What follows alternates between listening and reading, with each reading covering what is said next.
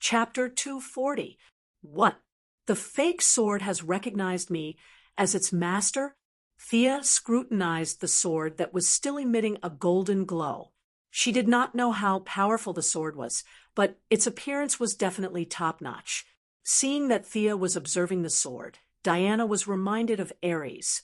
She nudged her with her elbow and asked, "Hey, where is Ares? Wasn't this supposed to be a fated battle? I've waited for 5,000 years to deal with him, and all I did was hit 2 muscle heads. I didn't even hit him twice. And he's gone? He's trapped by my spell. With his ability, he will definitely come out. However, the flow of time is different inside and outside. And you're dead meat." Before she could finish her sentence, a blood-red halo flashed past, and Ares jumped out with 2 big swords in his hands. Thea had the chosen one talent that prevented her from being ambushed in the dark. She had been guarding against Ares for a long time, so she jumped away without hesitation. Diana was furious, and when she saw Ares jump out, she swung her shield at him without hesitation. Bam! A muffled sound rang out as Ares was sent flying for more than 5 meters. Thea, who had been chased by Ares for more than 10 minutes, had the right to comment on Ares's strength. This guy seemed to have weakened a lot. However, before she could think about it, a dark gray minotaur in leather armor jumped out of the red halo with a big axe in its hand. "Minotaur, quick, attack the one that can fly with me." Ares ignored Diana as usual and was ready to kill Thea first. Just as Thea was about to jump into the air to avoid the attack, she heard the Minotaur whisper in a voice that did not match his image. "Why? Won't our mission be completed if we send you out of the maze?" When the Minotaur opened its mouth, its voice was weak. Thea then realized that the Minotaur was actually a cow. It seemed that Ares had spent a lot of effort to deal with her, but it seemed that this creature was not on the same side as Ares. Sure enough, Ares almost fainted when he heard Cow's words. His current appearance was far from good. His helmet was gone, and burn marks could be seen on the left side of his face. The armor on his body was also severely damaged. The damage caused by the maze spell was much greater than Thea had imagined. Originally, this spell required the mage to construct a maze with their own magic power. The higher the mage's intelligence and magic power, the larger the maze. The spell that Thea had passed down was more of a divine spell than a spell. She didn't have to worry about the construction of the labyrinth, the most crucial part of the spell. The goddess had already built it. Of course, this maze was not built solely for Thea. It was a maze shared by all the chosen and high-grade priests. Since it was built by the goddess herself, it fully embodied the characteristics of several divine powers. Big, wide, deep. The goddess was quite nice to the believers under her care. Whenever there was an enemy that the believers could not defeat, they could throw them in. After that, the goddess would suck the enemy into her divine kingdom and deal with them personally. Artemis was the goddess of the hunt. With the restless nature of the Greek gods, she often wandered in the multiverse. Whenever she saw a small animal with a strange skeleton, she would throw it into the dimension and slowly train it when she had time. For the goddess in her prime, small animals were definitely not little rabbits or kittens. However, this goddess was a little forgetful, and the twilight of the gods came a little too quickly.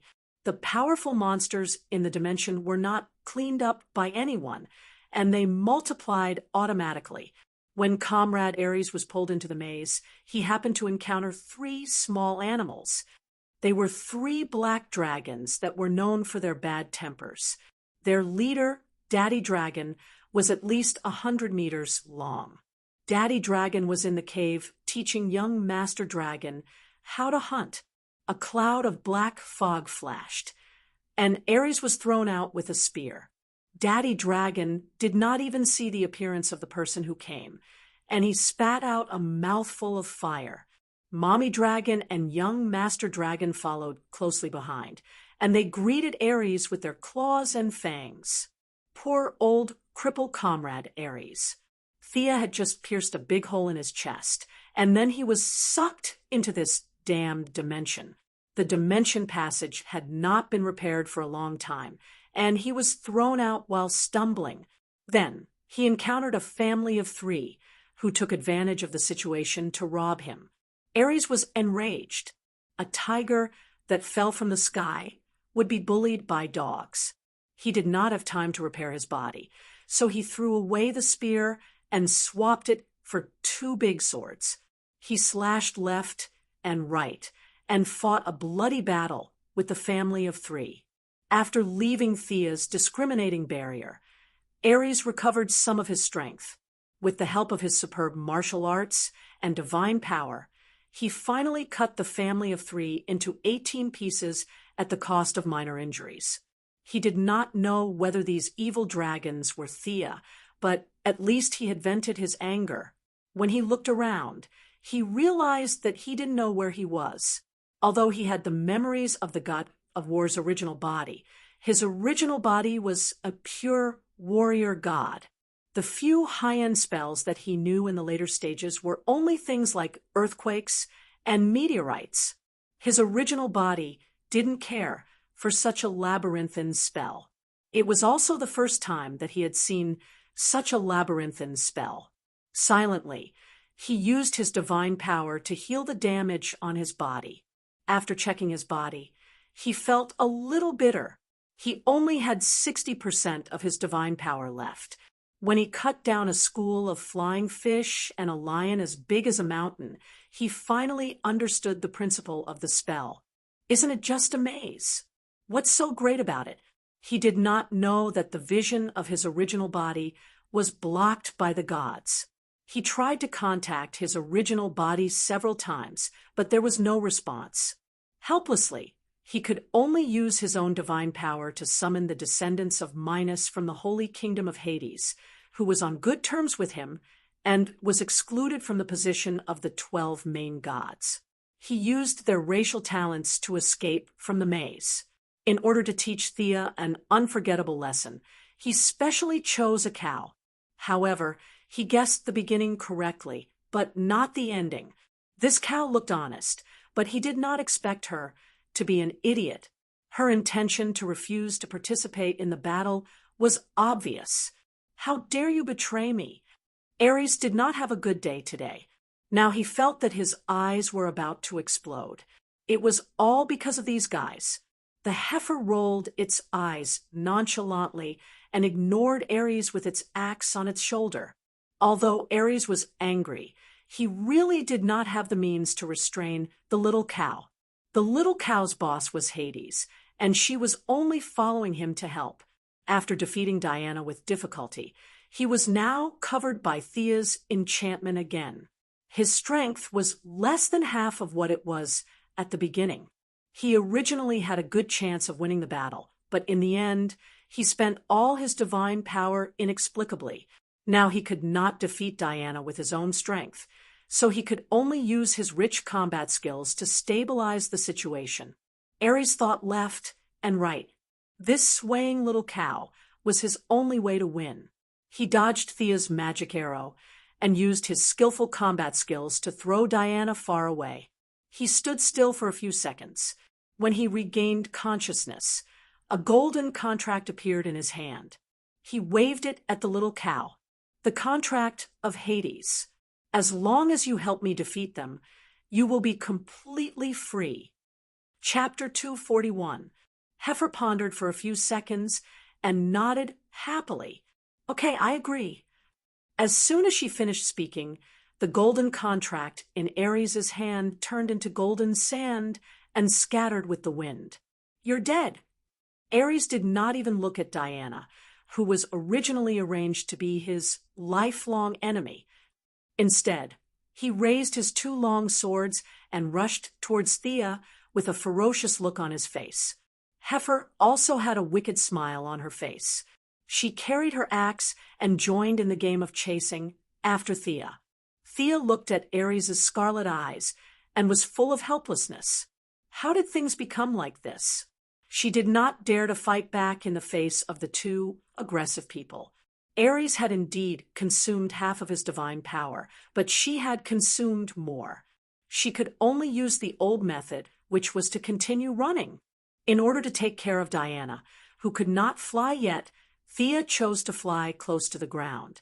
The scene was extremely ugly for a moment. The four of them were in groups of two and were all moving in a straight line. Thea ran in front and occasionally turned back to shoot a few arrows. Diana ran and blocked all kinds of attacks for her. Ares and Heifer ignored Diana and aimed at Thea.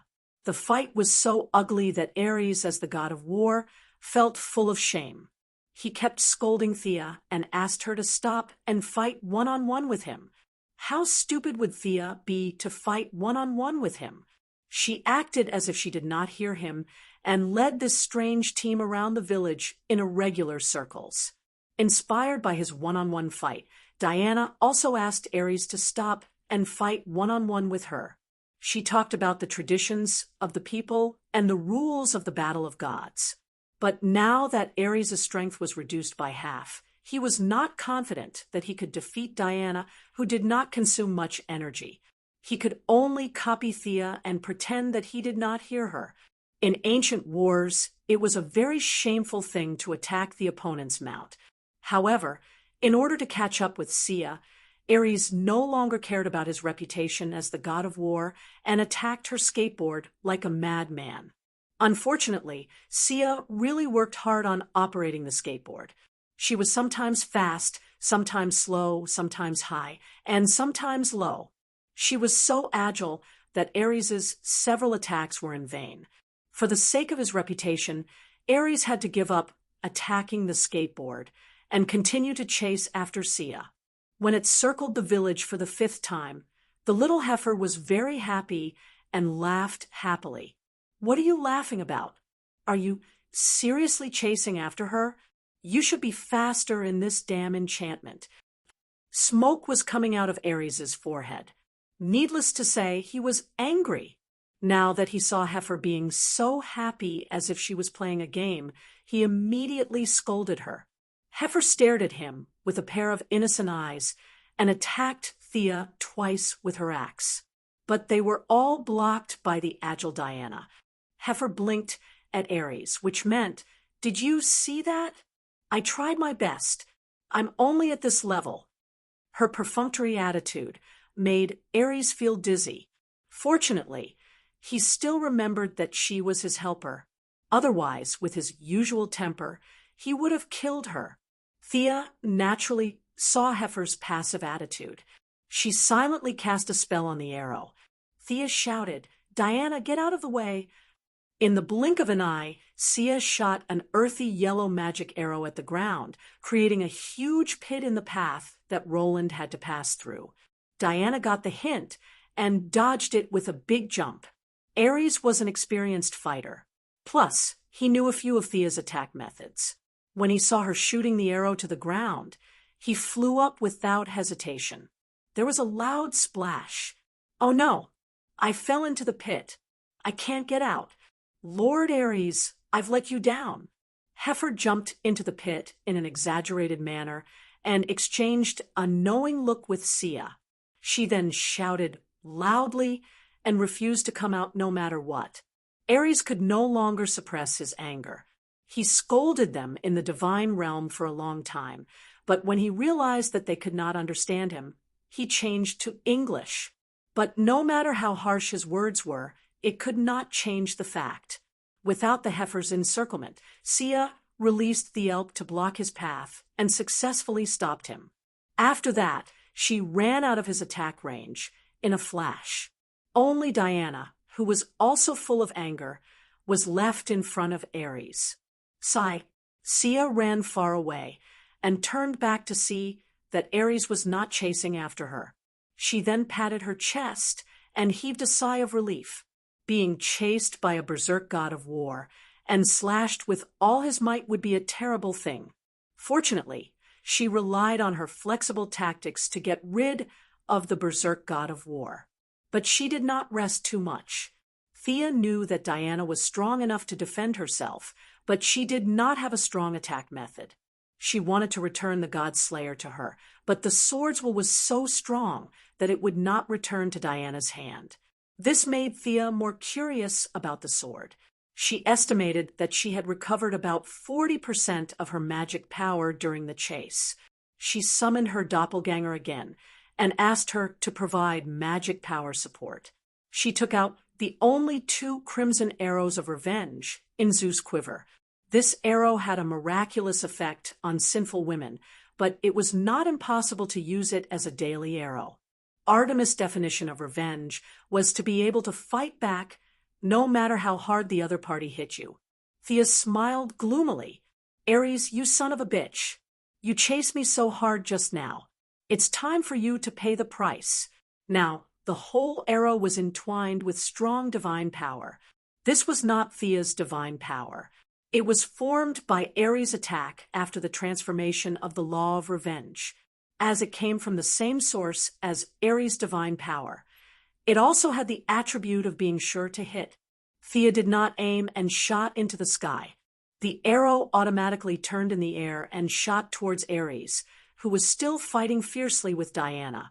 Divine arrow! Ares' vision was still there. He knew about the 2 arrows of the goddess of the moon. Now that he saw the arrow rushing straight towards him, the characteristics and attributes of the arrow instantly flowed through his mind. Damn it! This was different from the previous magic arrow. His body could not withstand this kind of divine arrow. This arrow could completely kill him. Ares did not expect Thea to have been hiding this arrow. Now the divine power on the arrow was extremely strong, and it shot towards his forehead with a fatal threat. Fortunately, the 2 arrows of Artemis were used too many times, and the gods more or less summed up some countermeasures. Ares no longer hesitated.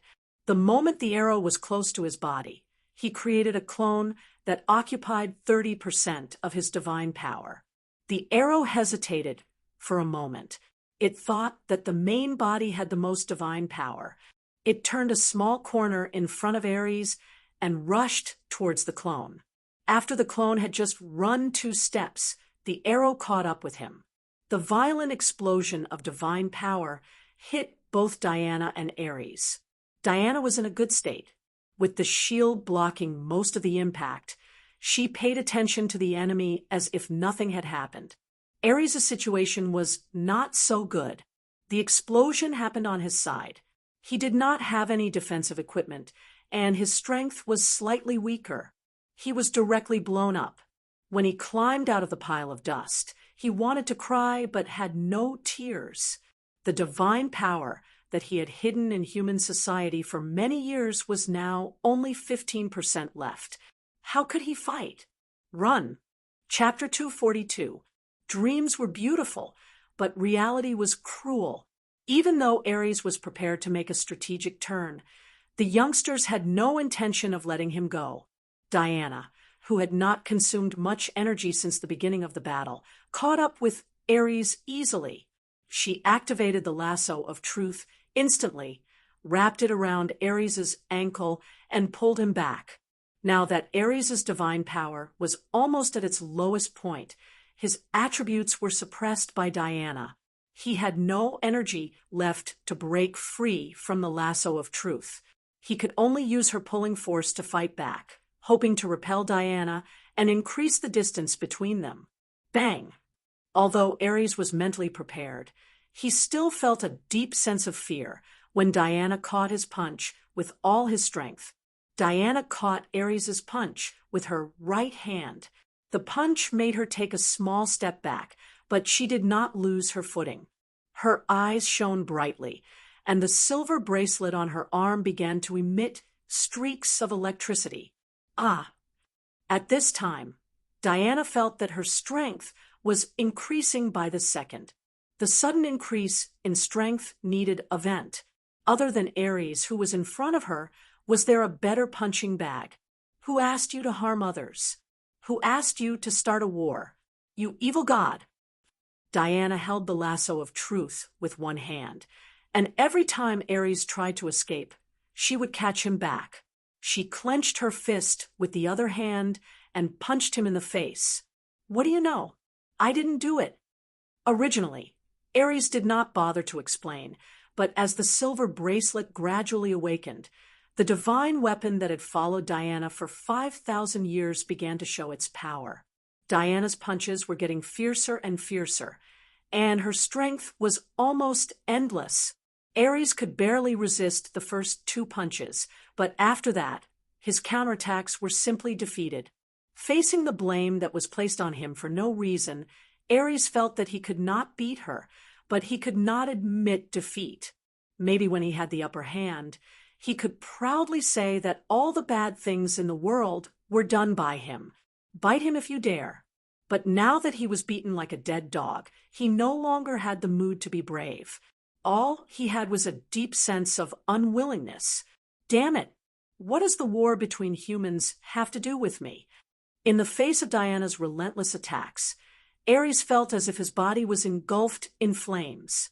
There was anger towards his own weakness, as well as anger towards the world for slandering him. He was a high and mighty god, and he did not admit that he had anything to do with all this. I refuse to accept this. I haven't lost yet. Don't even think about humiliating me. Ares's almost depleted divine power miraculously recovered a little because of his violent anger. But everything in the world, how much you gain, you lose. He gained new power, but the price was heavy. He paid for it with his sanity. In the face of Diana's punch, he only slightly avoided his vital parts and completely gave up on defense. He also threw a punch at Diana. Diana had already launched her attack, and it was too late for her to withdraw her attack. Her silver bracelet of shield protection was useless at this moment, and she could only use her divine power to protect her body and take Ares' furious attack head-on. The attacks of the two hit each other at the same time. Ares was strengthened by the silver bracelet of shield, and Diana was getting stronger and stronger. Ares' left half of his body was smashed, and he flew back 100 meters and plunged into the soil. Diana was much better in comparison. Her divine power was more abundant, and although the defense of the armor on her body was not as good as the shield, it was still a divine artifact. Ares' attack was only a minor injury to her, and she stopped after retreating more than 10 meters. But at this time, she did not have a smug expression at all. She was actually injured by Ares, who was tortured by Thea. Unforgivable. At this time, Thea, who was hiding 2 miles away and secretly observing the battle with the Eye of Horus, was surprised to see that Ares was still able to unleash his explosive power. Originally, after shooting the arrow of revenge, she saw Diana's guardian bracelet begin to show its power. She thought that Ares' defeat was in front of her eyes. She didn't expect that this god of war would recall something and miraculously recover a part of his combat power. Sia was so scared that she quickly shrank her neck. Looking at the red light on Ares' forehead, she knew how angry he was. She didn't have any defensive equipment or skills, so she couldn't go up and block the attack. What? You want me to stab him to death? Are you kidding me? Thea certainly would not hide in a daze. She found that the fake sword could communicate with her mind. The sword kept urging her to stab Diana, but when Thea wanted to throw the sword to Diana, it was unwilling, as if Diana was a scourge. This is going to be difficult. Thea could not help but scratch her head. After a simple communication, she roughly understood the purpose of the sword. It was a little unfair to call it a fake sword. It was originally created by the god of fire, Hephaestus. There were 2 swords. One was the fire god's sword that Diana would use in the future, and the other was the fake sword in front of Thea. She did not know what the god of fire had in mind when he created the fake sword, but when he made the sword, he stipulated that the fake sword would fall into the hands of Diana and be destroyed in the battle between the gods. This order was the principle he had when he first created the sword. Although the fake sword had a trace of consciousness after 5,000 years of worship by the female warriors on Paradise Island, it could not resist the original will of the creator. Due to the attention of the gods, it could not tell Diana the truth. It could only choose to die silently. However, Thea's unexpected appearance changed its fate drastically. Ares' fierce attack made Diana anxious, so she threw the fake sword to Thea. "So, your original mission is still there. You will be destroyed when you return to Diana. Will you be fine?" Thea asked doubtfully. The fake sword did not answer her question. Instead, it kept urging her to stab Ares to death. "So, urgent? Did Ares kill your entire family?" Thea rubbed her chin and thought about the problem of the fake sword. Thea had a 60% chance that the fake sword would change drastically once it killed a god. Should she take the risk? As Ares used his divine power to repair his body again and again, although he still had a little divine power, his spirit was showing signs of fatigue.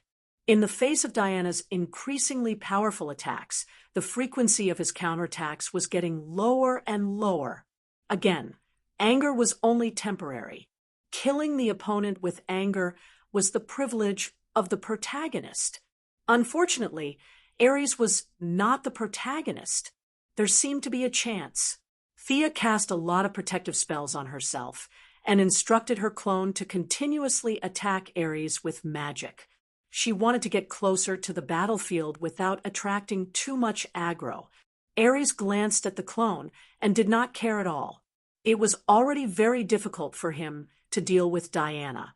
A clone with less than 30% of its usual power was not worth his time. Chapter 243. Seeing that the doppelganger was getting closer and closer to Ares, Thea thought about her plan and felt that it was still not safe.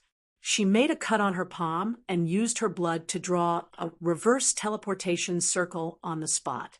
This circle was a demonic spell recorded in the Constantine family's magic book. The circle was very complicated, and the wound had stopped bleeding halfway. Thea had to make another cut. After making sure that there were no mistakes, she finally started her plan. Following the battle between Diana and Ares, the once peaceful and quiet village was now unrecognizable. The more divine power they used, the more damage they caused to the landscape.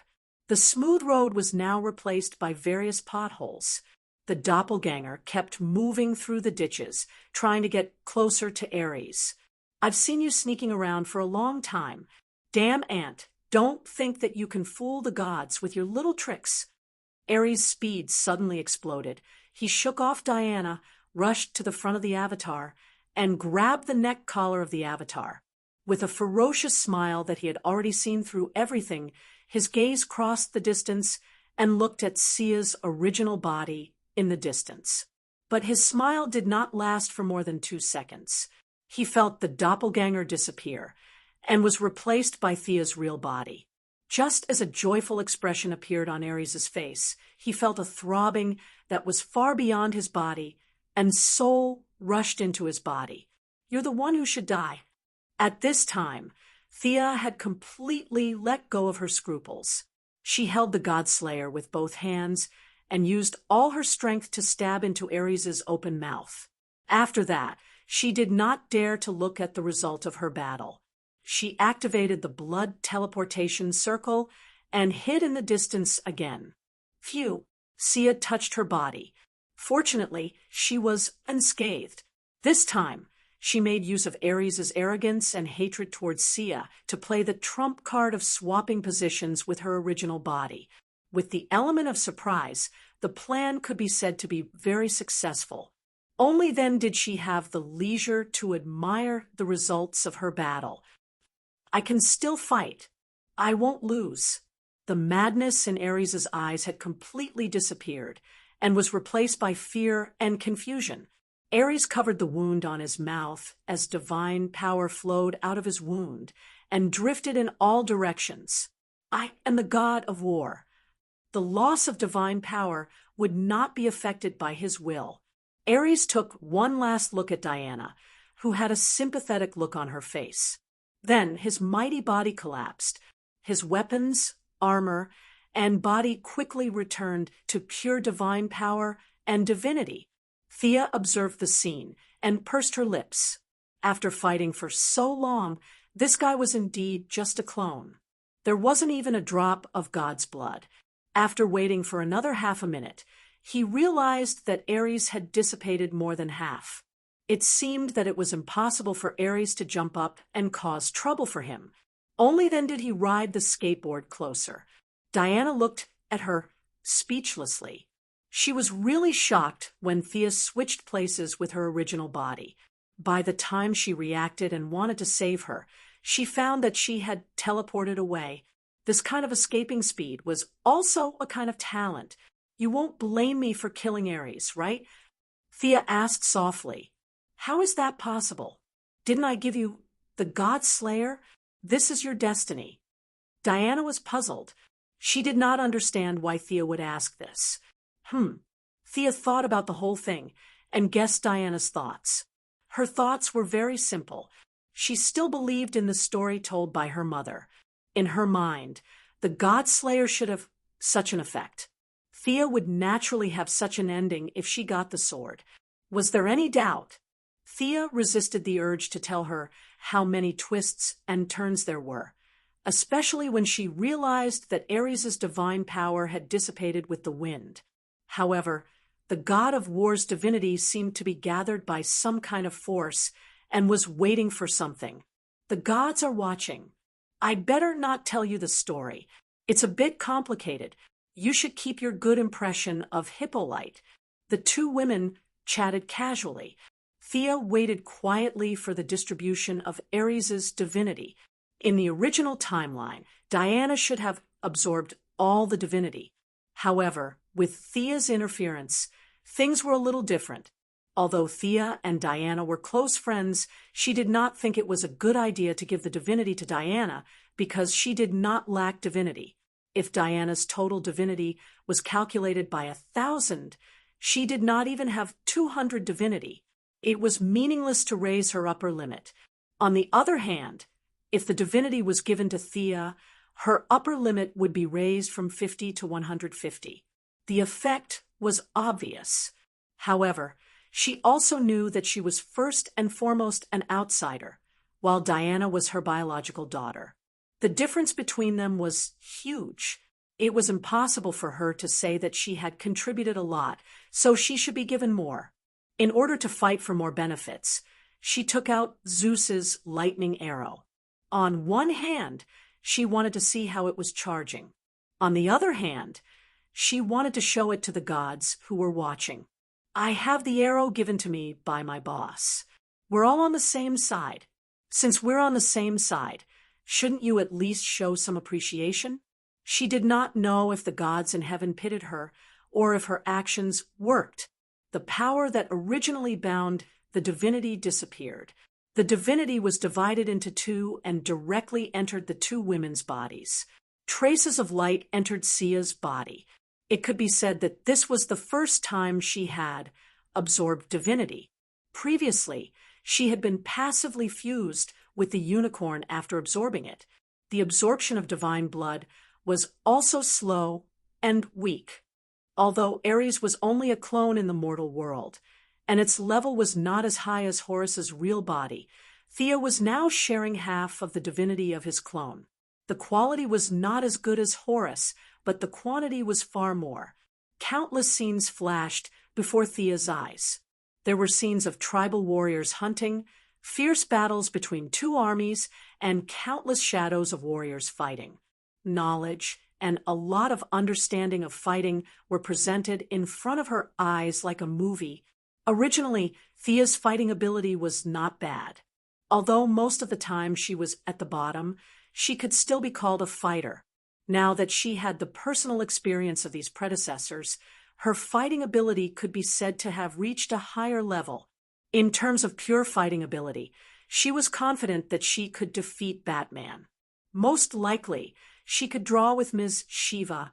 Of course, with her current vision, fighting ability was no longer something she pursued. She pursued longevity and eternity.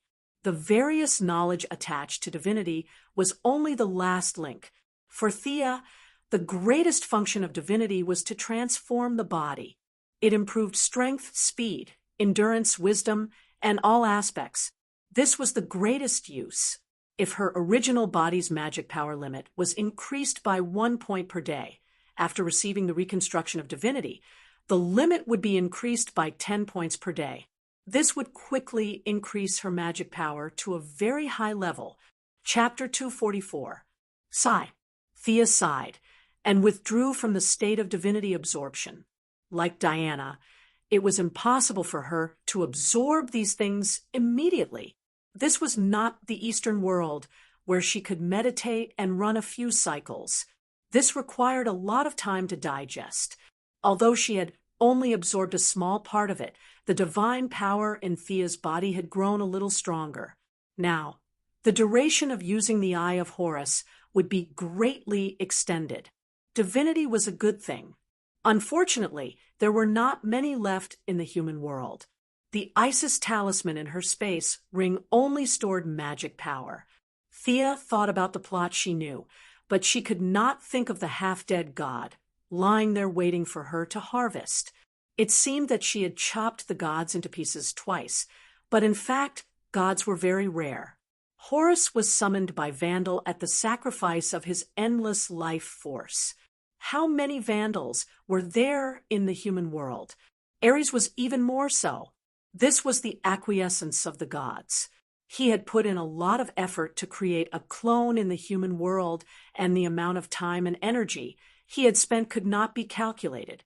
These 2 times were all coincidences that allowed her to get a share of the pie.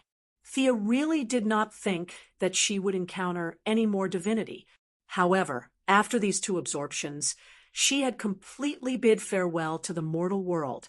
As long as she completely absorbed the divinity of Ares, she would be far from a demigod. However, no one would object to her calling herself a divine creature. After inspecting herself, she finally began to pay attention to the sword in her hand.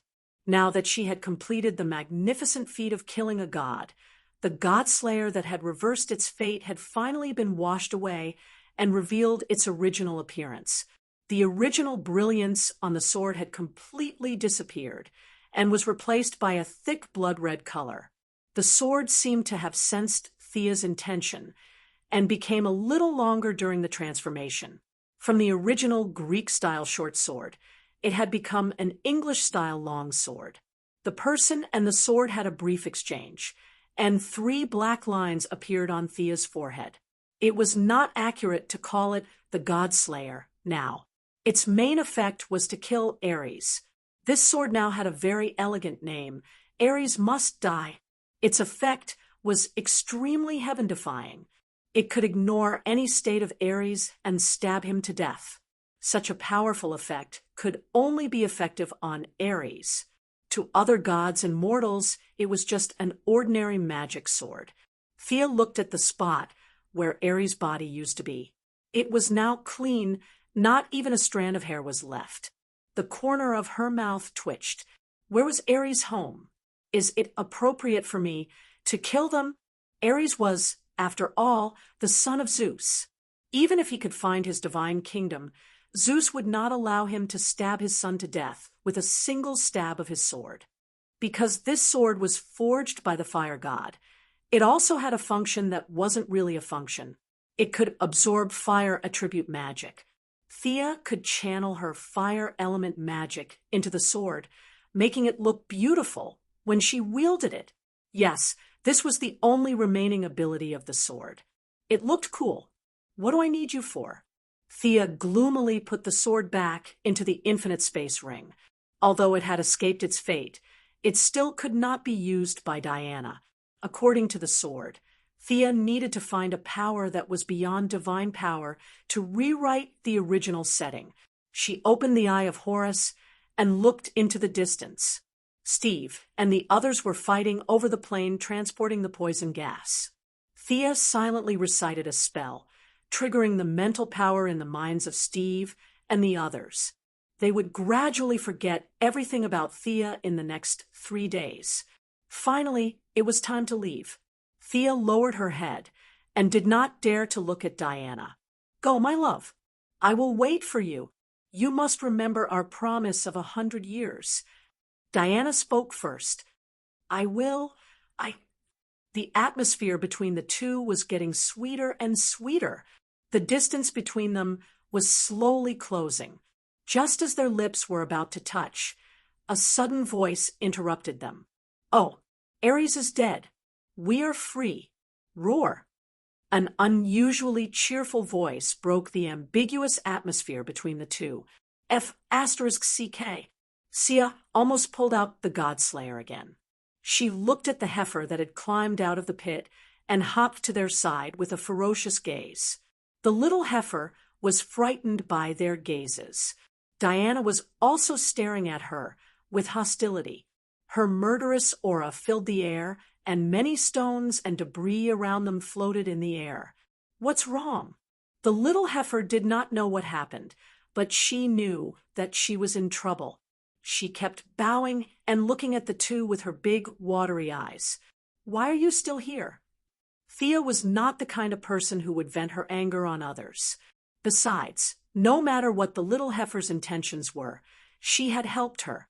If the little heifer and Ares had gone after her, the outcome would have been uncertain. The little heifer lowered her head and bowed.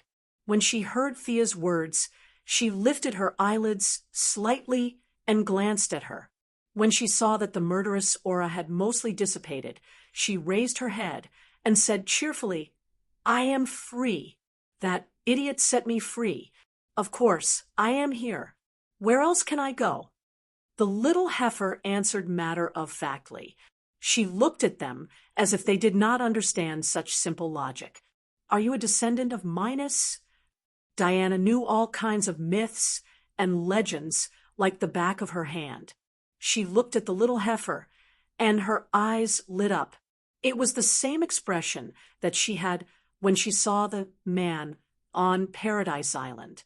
The little heifer was annoyed by the way she looked at it. It was as if she was studying something new. So, she told her the reason why she was there. "So, Hades' situation is not good. Your kind likes to live in complicated mazes. As the god who protects your kind, he no longer has the divine power to build a maze for you. You think that the shadow maze that I created is not bad, and you want to live there?" Thea summarized her words. Fortunately, the little heifer could speak Greek. She finally understood what she wanted to say. Every time Thea said something, the little heifer nodded and looked at her expectantly. "That is Artemis's dimension. Do you still want to go there?" The little heifer was chosen by Ares because her combat power was quite good. It would be difficult for her to become the king of the realm, but she could still survive. The only trouble was that her behavior was similar to that of a job hopping. Would it cause more chain reactions? As expected, when the little heifer heard that it was the territory of the goddess of the hunt, she immediately shook her head and expressed that she did not want to go. In the end, Sia had a discussion with her and promised to build a few self-moving mazes for her in the modern world. It was too easy for the Quinn Corporation to do this. In the future, with the AI Gideon, a small change in 3 days and a big change in 5 days. When the little heifer heard that there was such a good thing, she quickly entered the dimension ring and prepared to return to 2008 with her. After finally tricking this combat power away, Sia looked around and found that there were no longer any troublemakers around. She hugged Diana domineeringly and kissed her on the lips. Diana's lips were like her, full of heroic spirit. When their lips touched, Thea felt a burst of fresh air floating in her mouth. Her smooth teeth and cool tongue brought a strong sensory stimulation to Thea. The two hugged and did not let go for a long time. Chapter 245. I'm leaving, Diana Prince. Hold on to your beliefs. We'll meet again in 100 years. Their lips parted, and Thea gently stroked her cheeks. Neither of them was the kind of person who was shy, and they let go of each other's arms very quickly. "I'll wait for you. I'll wait for you to sing that song again." Although it was not a parting of life and death, Diana's mood was inevitably a little depressed. Thea pulled out Zeus's lightning arrow, pulled the bowstring, chanted a special spell, and activated the special array on the arrow. In Thea's view, it was a bit like submitting an application to a superior unit. With Boss Zeus's approval, the arrow could open a space channel. Fortunately, there was such a setting, otherwise the arrow could not be used at all. Who could stand it if it was used to travel? The arrow moved at full speed and opened a dark blue halo channel not far away from the two of them. The divine power on the arrow was all used up, and it returned to the quiver again. "Take care." Thea smiled and waved at Diana. "You take care too. I'll be here waiting for you in 100 years. Diana's expression was normal as usual. After confirming that she did not miss anything, Thea stepped into the time channel. This trip was different from the previous two. At first, there was Gideon's time spaceship, and she was just a passenger. The second time, she was involved in the explosion and could not control it at all. Now that she had gotten Boss Zeus's approval to travel in time, she could move as usual. She wanted to take a closer look. Sightseeing was definitely not a good idea, but she did not have to run like crazy like the Flash, who was chased by dogs. The beautiful scenery in the time channel was not something that everyone could see. Thea used her authority in the Time Council to carefully observe the development of the situation after she left. She first looked at the follow-up of Diana. Diana buried the villagers in the small village and did not participate in the subsequent battle. The image of her future in the timeline seemed to be erased. From the fluctuations of the divine power, it was very familiar. It was obviously done by Boss Zeus. What did he mean? Did he not want me to see the follow-up? Since she couldn't see him, Thea could only look at the trajectories of the others. Without their strong interference, Rudolph lived peacefully until 1937. Thea nodded. That's more like it. Rudolph died in 1918. He used to be a presidential candidate for the Nazi Party. That's the history I know. But when she saw Steve Trevor's experience, all she could do was gape. Without the two powerful thighs, Steve successfully grabbed the plane, but the plane did not explode in the air like in the movie. Instead, it crashed on the border between France and Spain. Intense poisonous gas filled the skies of Europe.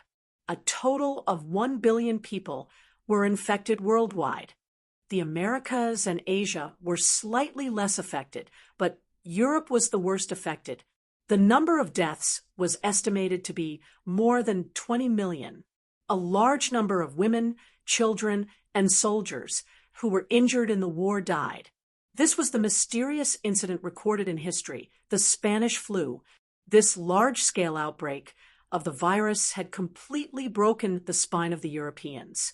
It should be known that the First World War had lasted for 4 years, and the casualties were only more than 10 million. The results of the patriotic young man, Captain Steve Trevor, had far exceeded that of the First World War and had consumed more than half of Europe's war potential. The American politicians were ecstatic. Although they tried their best to hide their relationship, they secretly sent a large number of men to search for Steve, who had crashed. After a secret battle, they successfully grabbed the unconscious Steve. At this time, Steve did not know that he had made a great contribution to his country. Because of his actions, Britain, France, and other countries were unable to resist Germany during the Second World War, giving the United States the opportunity to act as the savior and save the world. The fire of civilization spread to the Americas, but Steve never woke up. When the plane crashed, he was in the center of the poisonous gas. Coupled with the violent explosion of the plane, his body was injured by both burns and the poisonous gas at the same time. The two fatal injuries formed a new chemical reaction in his body slowly transforming his body. It was not until the 1980s that he slowly woke up, considering his outstanding contributions to the United States' domination of the world. Several people in power made an exception and promoted him to colonel. Coupled with his incomparable loyalty to his country, they instructed him to form the Heaven's Eye Society. This process continued until 2008, when Thea existed. Thea stared at a picture of Steve as a colonel in the Time Channel. His eyes were hazy, and his expression was cold. The handsome man in 1918 was completely gone, replaced by a patriot whose body structure was no longer human. Referring to the trajectory of Steve's life after that, and repeatedly comparing it with her own memory, Thea found that Steve did not recall the scene that she was involved in. She knew that her magic had worked.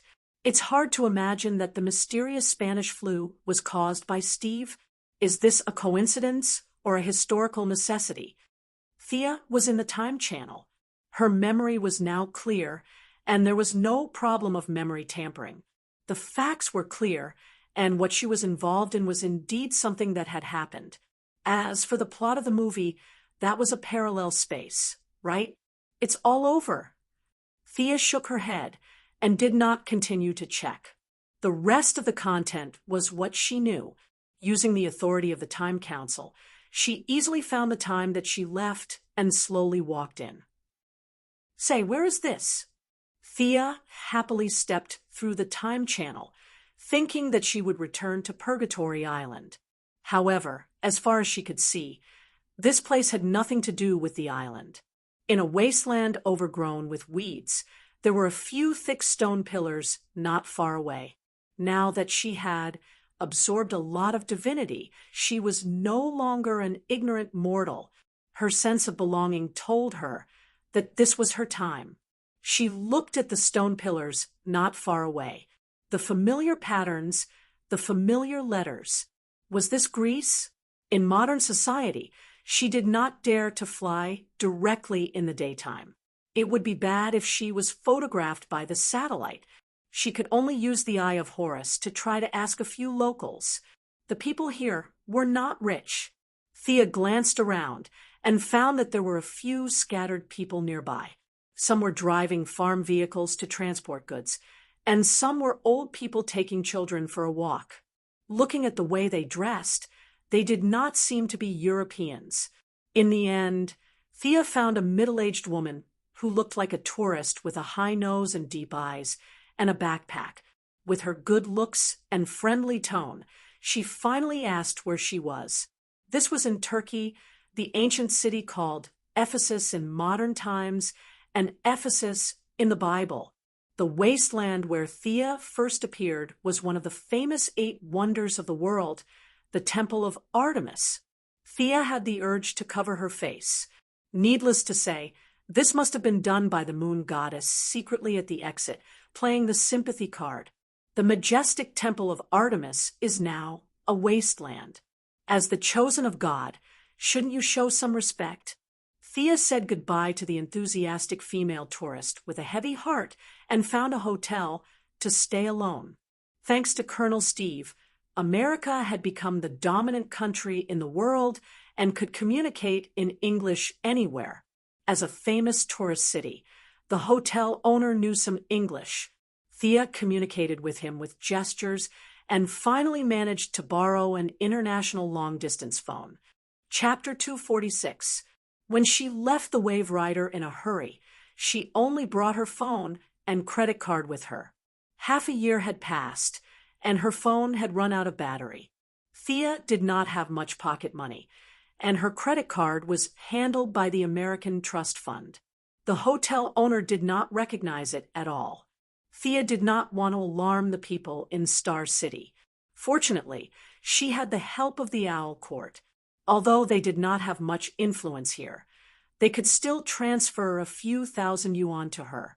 Faced with her request, Catherine Monroe obviously couldn't just transfer a few thousand yuan to her. She used some of her connections in the court to send her a bunch of emergency items in an emergency. In less than an hour, a group of men in black delivered a sizable amount of cash, clothes, and passports to Thea. The hotel owner, who was stunned, imagined a story of a princess from a wealthy family traveling by herself.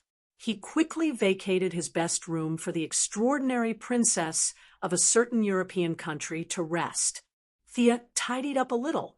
Then she picked up her new phone and dialed the number of the Louvre Museum in France. "Excuse me, is Miss Diana Prince there?" After the call was connected, Thea asked nervously. Thea was confused by the long string of words on the other side of the phone. What did he mean? It sounded like French. As expected of a 1,000-year-old enemy, the whole world spoke English, but they still spoke French. Fortunately, Thea had learned a few words of French when Diana was still a child. Thus, she spoke to the Frenchman on the other side of the phone. Half an hour later, Thea put down the phone. F***CK, this guy definitely knows how to speak English, but he won't say it even if you beat him to death. Thea wanted to crawl over the phone and strangle him. It was so infuriating. Thea was very anxious. The other side of the phone chatted with her for half an hour. Where did Diana go? The receptionist on the other side of the line talked to Sia slowly for half an hour. Sia asked repeatedly, but the receptionist was not annoyed, but the meaning of her words was clear. There is no such person in the Louvre. Thea didn't tell Diana about her future because she didn't want to affect the timeline, and Diana was smart enough not to ask. Thea's initial joy was doused with cold water. The Eye of Horus did not have the ability to search the entire world. With a cold face, she picked up her things and left Turkey. On the way, he directly controlled a rich kid with magic and commandeered a motorboat to drive into the Eastern Mediterranean. Thea arrived at Crete and searched in the opposite direction from where she left the island. After circling the island 3 times, she still could not find any trace of Paradise Island. She did not know if it was because Hippolyte did not want to see her or because of the anti-magic field on the island. With nothing to show for it, Thea could only follow their footsteps until she found Diana in the small village in Belgium where the final battle with Ares took place. "You've been away for 3 months. I miss you so much. It's been 5 years. Did you come back safely?" The humans fought another world war. I don't feel any signs of Ares' resurrection. They're so complicated. I'm going to travel the world. I miss you every day. The people of Africa are very hospitable. I like them very much. You've been away for 80 years. Do you still remember me? Come and find me. A black slate stood where Ares fell. It was densely covered with words.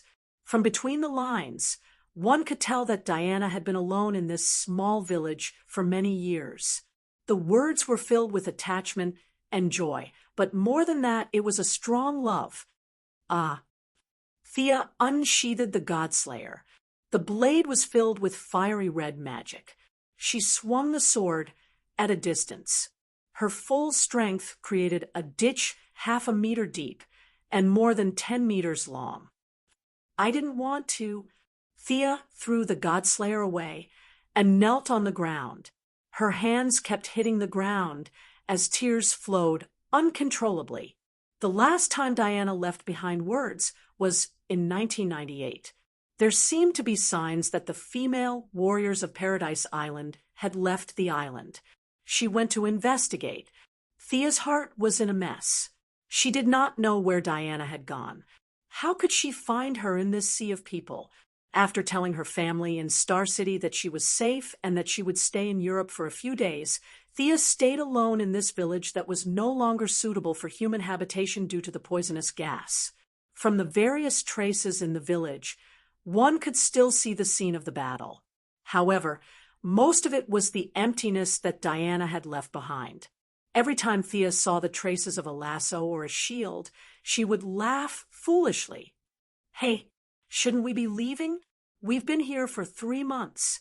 The one who spoke was Heifer, who had been tricked by Thea into staying in the luxurious maze. Thea only remembered her after staying here, for a month. Heifer's personality was really good. She did not make a fuss when she heard about what happened to her. Instead, she would comfort her from time to time. Yeah, it's not a good idea to stay here forever. Anyway, we'll definitely meet again in the future. Thea finally adjusted her attitude.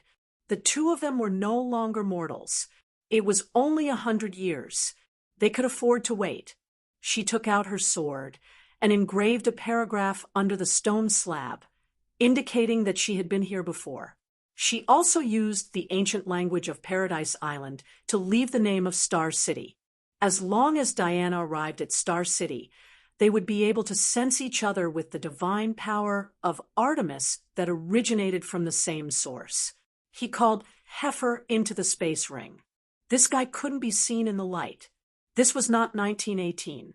The satellites in the sky were constantly whizzing past.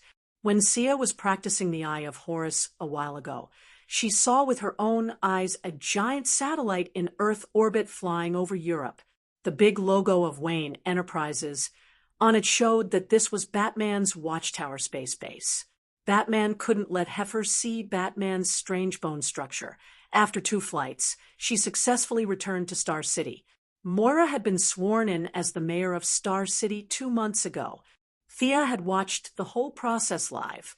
After that, she said that she had something to do and hurried back to the small village. This time, she finally felt like she had returned home. First, she went to the city hall to see Moira. After that, she was completely overwhelmed by miscellaneous matters. The Black Uncle, Walter Steele, and Moira talked about something, and the two parted peacefully. As the holder of the most shares of the group, Thea was already 18 years old and automatically took over the position of chairman of Quinn Group. After she took over, she did not make any major changes. She let the original vice president take over as the president and promoted Felicity to the position of vice president. She continued to lead the software department. Dr. Hoffman, who used to get along well with Thea, became the director of the newly established Applied Science Laboratory of Quinn Group. Thea found some less sensitive information from the Atom Man data for them to study first. After working for a month, she kept meeting with the heads of various departments and listening to the reports of the leaders of the branch companies. Large-scale brainwashing was actually the most convenient and fast way. However, in this era where superpowered people were everywhere, she did not dare to be so reckless. Once she was discovered by the heroes who were bored out of their minds, she would be regarded as a villain. Chapter 247. Thea sighed and threw away the pen in her hand. She then sent away a department head who was pretending to be a reporter, but was actually a loyal subordinate to her. There were a lot of problems during the transition between the old and the new. The old officials had to be appeased, and the new subordinates had to be treated with respect. Things like sabotaging each other happened in her office every day. The Eye of Horus could only judge good and evil, but the ancient view of good and evil was very different from the modern view. Many people who were considered bad in the ancient times were actually strong and tough in the Quinn Group. Thea spent a lot of effort to identify these people and use them at key points. I seem to have forgotten something. Thea spun around in her chair and suddenly thought of something. Damn it! I forgot about Oliver. She had promised to bring him home, but it had been delayed for 3 months because of Diana. Was it too late? Of course, it would be too late. Oliver must be working under Amanda as a secret agent, killing people everywhere. Based on his relationship with Amanda, it would not be difficult to get him back by paying the price. However, would Oliver, who was trapped in darkness, be able to see the light again without suffering in the future? Thea knew that Oliver was a cockroach. If she did not interfere with him, he would definitely be able to reach his former heights. Thea had gained a lot from the time travel, but there were still a few things that she needed to collect personally. First of all, there was Ninja Master's magic sword. According to Madame Jodo, This sword could absorb the magic power of the Isis talisman. For Sia, who lacked magic power, it was as important as sending charcoal in snowy weather. However, she had no idea where Nandarbat was. Malcolm had gone to Europe alone a month before she returned to Star City and did not leave any contact information. Batman and Talia also knew the address, but they might not be able to tell her since she was going to deal with their father-in-law. Ninja Master's boss was the demon of the 3 palaces. Thea shuddered at the thought of it. Although the demon was sealed, it was better to be safe than sorry. Superman, Diana, and the Flash had worked together to fight this guy, but they still could not break through his defense. With this kind of strength, he could probably fight Darkseid for a while. Thea really didn't think she could beat him. Another thing that would be of great help to him was the artificial intelligence hidden in the cutting-edge technology laboratory in Central City. Although Thea was now a magician, she had not forgotten about technological means. She was not that careless to steal things while wearing invisibility. Through the Court of Owls, they hired an unrelated assassin to scout the way. Thea saw the information of this female assassin named Elphoris Stiller. It was unknown whether it was magically modified or a superpower, but the assassin held 2 daggers in her hands, and her hair could also control 2 daggers. Her influence data showed that this assassin had a mission completion rate of 100% and had never failed. Thea instructed the court to pay the deposit according to the agreement. The request was very simple. She only needed to investigate the laboratory.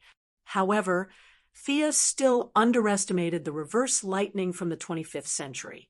The assassin was discovered as soon as he entered the laboratory. The spectrometer, far infrared, vibration sensing floor, and various other systems rang loudly. In less than a minute, more than 10 guards with rifles appeared. The assassin was not bad. He was shot 3 times, but he managed to escape.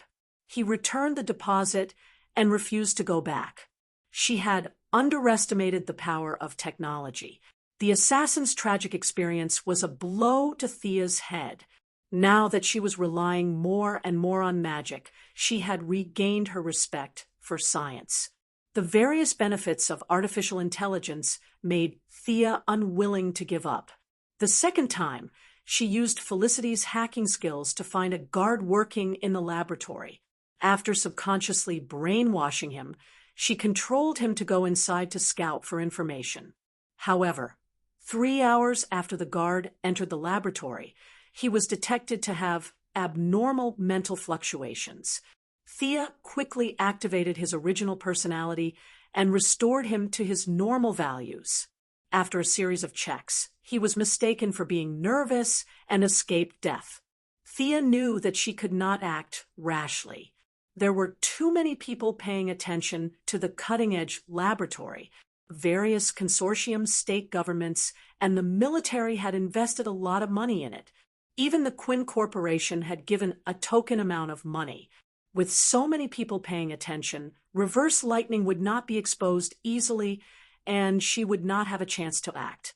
Did she really have to wait until the particle accelerator exploded and only a few people were left in the cutting-edge laboratory? Thea shook her head. It was too long, and she was a little unwilling to wait. After careful consideration, it was still beneficial to be familiar with the plot. She set her sights on the important assistant of reverse lightning in the next few years, the bioengineering doctor, Caitlin Snow. Caitlin Snow did not enter the cutting-edge laboratory. Instead, she was teaching at Princeton. Thea was going to take a detour and apply for her postgraduate program. Then, she would sneak into the cutting-edge laboratory. The environment of Western society was very clear about personal identity. A billionaire could be a superhero, a prince could be a soldier, and naturally, Thea could also be an intern. Originally, the school wanted to expel her because she did not report to school for a long time. However, when they heard that she was the president of the Quinn Corporation, they were speechless. a century-old school. Thea could only laugh. With her mind that had been transformed by divinity, she could graduate in half a year, get a master's degree in 1 year, and get a doctorate in 2 years. Having a doctorate title would subtly raise her social status. For example, Master Bruce, who was a peerless scholar, did not have a degree certificate. Even now, the media was scolding him for being ignorant and incompetent. Thinking about it, he felt wronged. Ninja Master was a long-term goal, and the cutting-edge laboratory was a medium-term goal. Thea's short-term goal was one. She wanted to make big news. She wanted to make news that could be seen by the whole world. Then, Diana would be able to see her no matter where she was on Earth. If I can't find you, I'll let you find me. However, it was not easy to make news that could reach the world. Her mother had just entered the political world, so it definitely could not be a scandal. She needed to do something very eye-catching. Thea quickly found something that met all the requirements, and it would definitely attract Diana. She wanted to rebuild the Temple of Artemis. It seemed easy to knock down and rebuild a pile of broken stones in the wilderness. With Thea's political power, it was not a big deal to build a temple in Turkey. However, her request was not that simple. She wanted to attract the attention of the world's media. Thea wanted to knock down and rebuild one of the 8 wonders of the world. She wanted to recreate the glory of this ancient building in its original place. She had to face the world's scholars, experts, and news media. The resistance of this matter was unimaginable. Thea's plan was to secretly send the Court of Owls to bribe the local parliamentarians and several think tanks around the president of Turkey. On the surface, she would use her identity to get the permission of the U.S. government. She had to make this big news in the shortest time possible. Chapter 248. Thea, you're crazy. You have a fever? To Thea, Felicity, who had not seen her for more than a year, but had not seen her for at most 3 months, was furious. You want to demolish one of the 8 wonders of the world and rebuild it? It's such a big thing, and you're hoping that no one will talk about it on the internet. How is that possible? Felicity was so angry that she did not care that she was in the CEO's office. Aren't I discussing it with you? Thea also knew that this was a big deal. She was going to find a few confidants to discuss a rough plan, but she was met with strong opposition at the first step. It's impossible for no one to talk about it. You're going against the entire history of human civilization. Felicity couldn't understand why a smart person like Sia would do something so strenuous and unrewarding. She continued to blabber on and on. Thea was also wondering if this news was too big. But considering that she had automatically arrived at the temple through the time channel, it was self-evident what the goddess was thinking. In order to find Diana and complete the goddess task, the temple must be rebuilt. For humans, there was a lot of historical and cultural value here. For the goddess, this was her temple. You made it look like a wasteland, a place where birds don't shit and chickens don't lay eggs. It's okay if it's a wasteland, but you humans still organize tens of thousands of people to visit it every day. What's the meaning of this? Are you here to laugh at me? No matter how miserable I am, I can't let you laugh at me. Whether it was to attract Diana's attention or to save the goddess' face, this temple must be demolished and rebuilt. Realizing that she had taken things for granted at first, Thea found Moira at night to talk about her idea. Rebuild the temple. Moira, who was reading a magazine, was stunned by her words. This was not within the business scope of the Quinn Group, was it? Thea looked at Moira's puzzled expression and knew that her words were a bit shocking. Normal people would definitely think that she was arrogant and frivolous. In order to gain Moira's trust and to pave the way for her to inject the divine blood in the future, Thea decided to show off a little. Mom, look.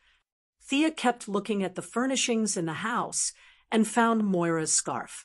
This is it. Transfiguration. A light green light flashed, and the originally still scarf seemed to be dragged by someone. It kept twisting and changing shape until it finally turned into a top hat. Thea waved her hand and put the hat in front of Moira, letting her personally judge its authenticity. Moira, who had lived for more than 40 years and believed that she had seen a lot, was really intimidated by her. At first, she thought that it was a magic trick. She held it in her hand and touched it again and again. Wow, it was indeed a hat, but how could it be? After a long while, he realized that this seemed to have something to do with today's topic. Moira chose her words carefully. Is this power the reason why you want to build a temple? Will it harm your body? As a mother, the first thing she thought of was not how powerful Thea was now. She only cared about whether her children were in danger. Thea did not dare to say too many things to Moira at once. Things like divine blood and divinity were too different from the worldview of ordinary people. Moira was just a nouveau riche president before, and now she was just a political newcomer. She was still far from the deep secrets of this world. She hugged Moira vigorously, and the mother and daughter slowly floated in the air. Don't worry, Mom. Don't you think I'm getting healthier?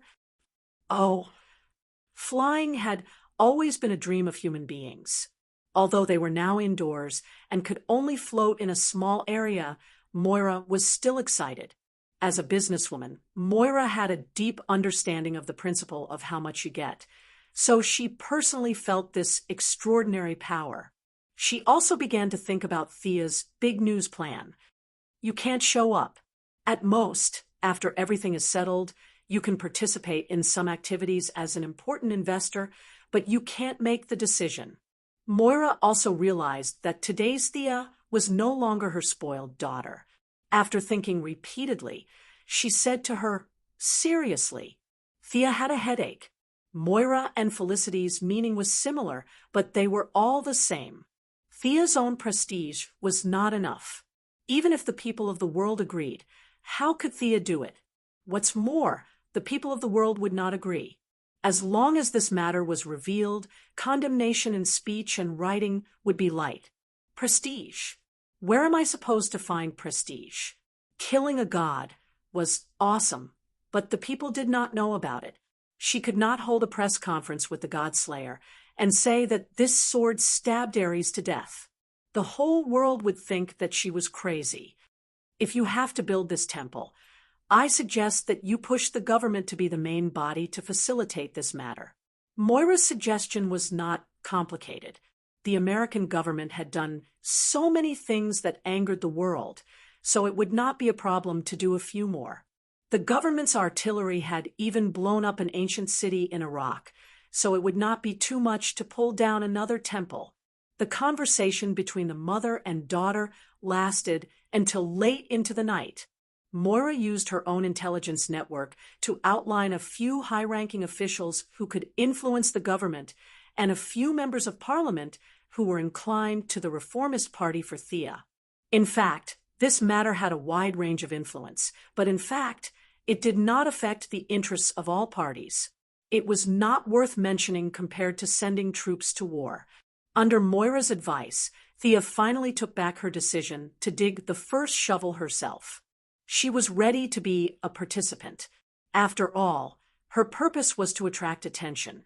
But who should she give this glorious and difficult task to? It was not easy to find a spendthrift. This spendthrift had to have a certain social reputation and thick enough skin to withstand the fierce opposition of the media and the world's academic community. This is really difficult. The conversation between the mother and daughter had been going on for 3 days. Moira had begun a small-scale lobbying work. Thea was now in her office, sifting through the politicians who could be persuaded with Felicity. The Owl Court was not very helpful in this matter.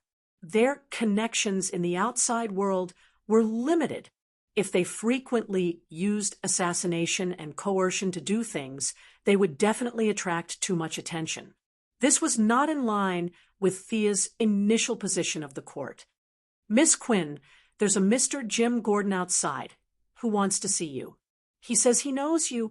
Just as Thea was frowning, her assistant outside the office interrupted her thoughts. "Who? Gordon, the one from Gotham? Why is he looking for me?" Thea asked for his face. It was not someone with the same name. It was indeed old Gordon. After all, they were comrades who had fought together. Thea and Felicity personally went out of the office to welcome him downstairs. "Miss Thea." Old Gordon was travel-worn, and his face was extremely pale. However, it was not convenient for him to say too much as there were people coming and going around. He reluctantly greeted her and entered the office with her. Thea waved her hand and asked her assistant to bring the coffee. She invited the old director to sit down. Seeing that he was hesitating, she had no choice but to start a conversation. "How are Uncle Bruce and Barbara?" It would have been better if she did not ask. The moment she asked, the old director's tears fell. "Barbara, she's seriously injured. She can't make it." Chapter 249. Gordon's tears flowed down his cheeks as he talked about Barbara. At first, he was still talking intermittently, but in the end, he could not continue. He took off his glasses and just kept crying. Thea and Felicity looked at each other. Their combined age was not as old as Gordon. As the younger generation, it was not appropriate for them to see the old man so sad, but they did not know how to comfort him. Fortunately, Gordon's mental fortitude was not bad. He forced himself to tell them the reason for his visit. The clown injured her spine. Bruce determined that she can no longer stand up. "I hate myself for being so weak." Gordon waved his fists as he spoke. Fortunately, Thea had just taken over as the CEO, so there were not many things in the room. Otherwise, he would have punched something to vent his anger. "Miss Thea, you're also a high-tech company. Bruce can't do anything, but I want to ask if you have any methods to help Barbara stand up again." Gordon looked at Thea expectantly, but he was afraid that she would say that she could not wait and completely destroy his hope. What a pitiful parent's heart. It would be a huge problem for others, but for Thea, she could even repair Captain Frigid's genetic chain, and only her spine was injured. With her magic skills, this injury was only a minor injury. However, considering Bruce's hostility towards the supernatural, there was a possibility that she might do something bad with good intentions. However, Thea could not be so heartless as to push the sobbing Gordon out to save her own skin. "Sir, I've come up with 3 ideas. I'll tell you and you can think about it." In order to appear mature, Thea usually wore a pair of flat glasses. At this moment, she took off her glasses and rubbed her eyes. F***CK. 3 ideas. Gordon's heart almost jumped out of his chest. "You came up with 3 ideas in less than a minute?" He was in a daze for a moment, from great sadness to great joy. The first method is to connect the nerves together with mechanical assistance. I didn't see Barbara's wound, but the Quinn Corporation has the technology. We can make a metal belt that bypasses the wound and connects the upper and lower nerves. She can walk on her own, but I'm afraid she won't be able to fight anymore, Thea said after seeing that the old director had calmed down a little. Chief Gordon thought about it seriously. Being able to walk was much better than sitting in a wheelchair for the rest of his life. However, he was still worried that Thea might not be able to accept it. He nodded solemnly, indicating that he would consider it, and waited for Thea to continue. The second method is to use nanomachines. These nanomachines will reside in the body and connect to the nerves through computer control. After a period of recovery and training, they can return to their original level. However, the electromagnetic pulse bomb will cause fatal damage to the nanomachines. "You have to be careful." Before Gordon Sr. could answer, Felicity whispered, "Do we have the technology?" Thea nodded blankly. She thought to herself, what do we have? This is the technology of the future Atom Man. In the original timeline, Felicity was also paralyzed due to a gunshot wound. Her symptoms were similar to Barbara's, and she recovered with the help of the Atom Man's nanomachines. Although the Atom Man was a joker, the technology he gave was really high-end. With Thea's current knowledge structure, she couldn't understand a lot of it. To fully understand it, she would need at least a PhD. However, the nanomachines were very basic, and it could enter the treatment stage with a little clinical experimentation. However, the technology that she thought was not worth mentioning was Hope and Gordon Sr. SIs. This was a great idea. The old director could also accept the electromagnetic pulse bomb. No matter how high-end Gotham was, no one would throw it out every day, right? This is not a problem at all. No matter how expensive it is, I can pay for it. Please help me. The old director finally had a smile on his face. He had indeed gained something by risking his reputation to come to Star City. However, he still wanted to hear Thea's final idea. What if it was better? Listening to it wouldn't take much time. You have another idea. Thea sighed, and a ball of light appeared in her hand. She had explained her magic to Felicity a few days ago, and it could be considered as an annotation for the temple. She also used her magic to fly the girl up into the sky. Felicity vomited a lot and complained to Thea. Now that she exposed it in front of Gordon, it was also an early precaution. Unless she didn't use her magic for the rest of her life, she would be discovered sooner or later. Now that he was asking for her help, she could use it to make a good impression. The power of magic can restore her to normal, but the price is to accelerate the growth of the cells in her body, and her lifespan will be reduced by 5 to 10 years. In fact, she was talking nonsense. Although she didn't have as strong magic as on the Wave Rider, it was still easy to draw a simple restoration circle. In order to make it seem that it was not easy, she made the consequences extremely serious. Anyway, lifespan was something that couldn't be seen or touched, and no one knew how much it would cost. It had to be said that the director, who had been fighting on the front line all year round, was far more receptive to superpowers than Moira and the others. He didn't ask where the power came from and began to pace in the room, thinking. Thea didn't rush him either. In fact, it was basically a matter of a finger, and she was very confident in this matter. The magic circle was for outsiders to see, and it was easier to make it mysterious and complicated so that she could ask for benefits. Originally, she was still thinking about where to find a spendthrift to be the vanguard of the temple demolition, but now the candidate had automatically jumped out. Gordon was very suitable in all aspects. He was popular and had a high social status, so it seemed to be reasonable that he converted to religion at an old age.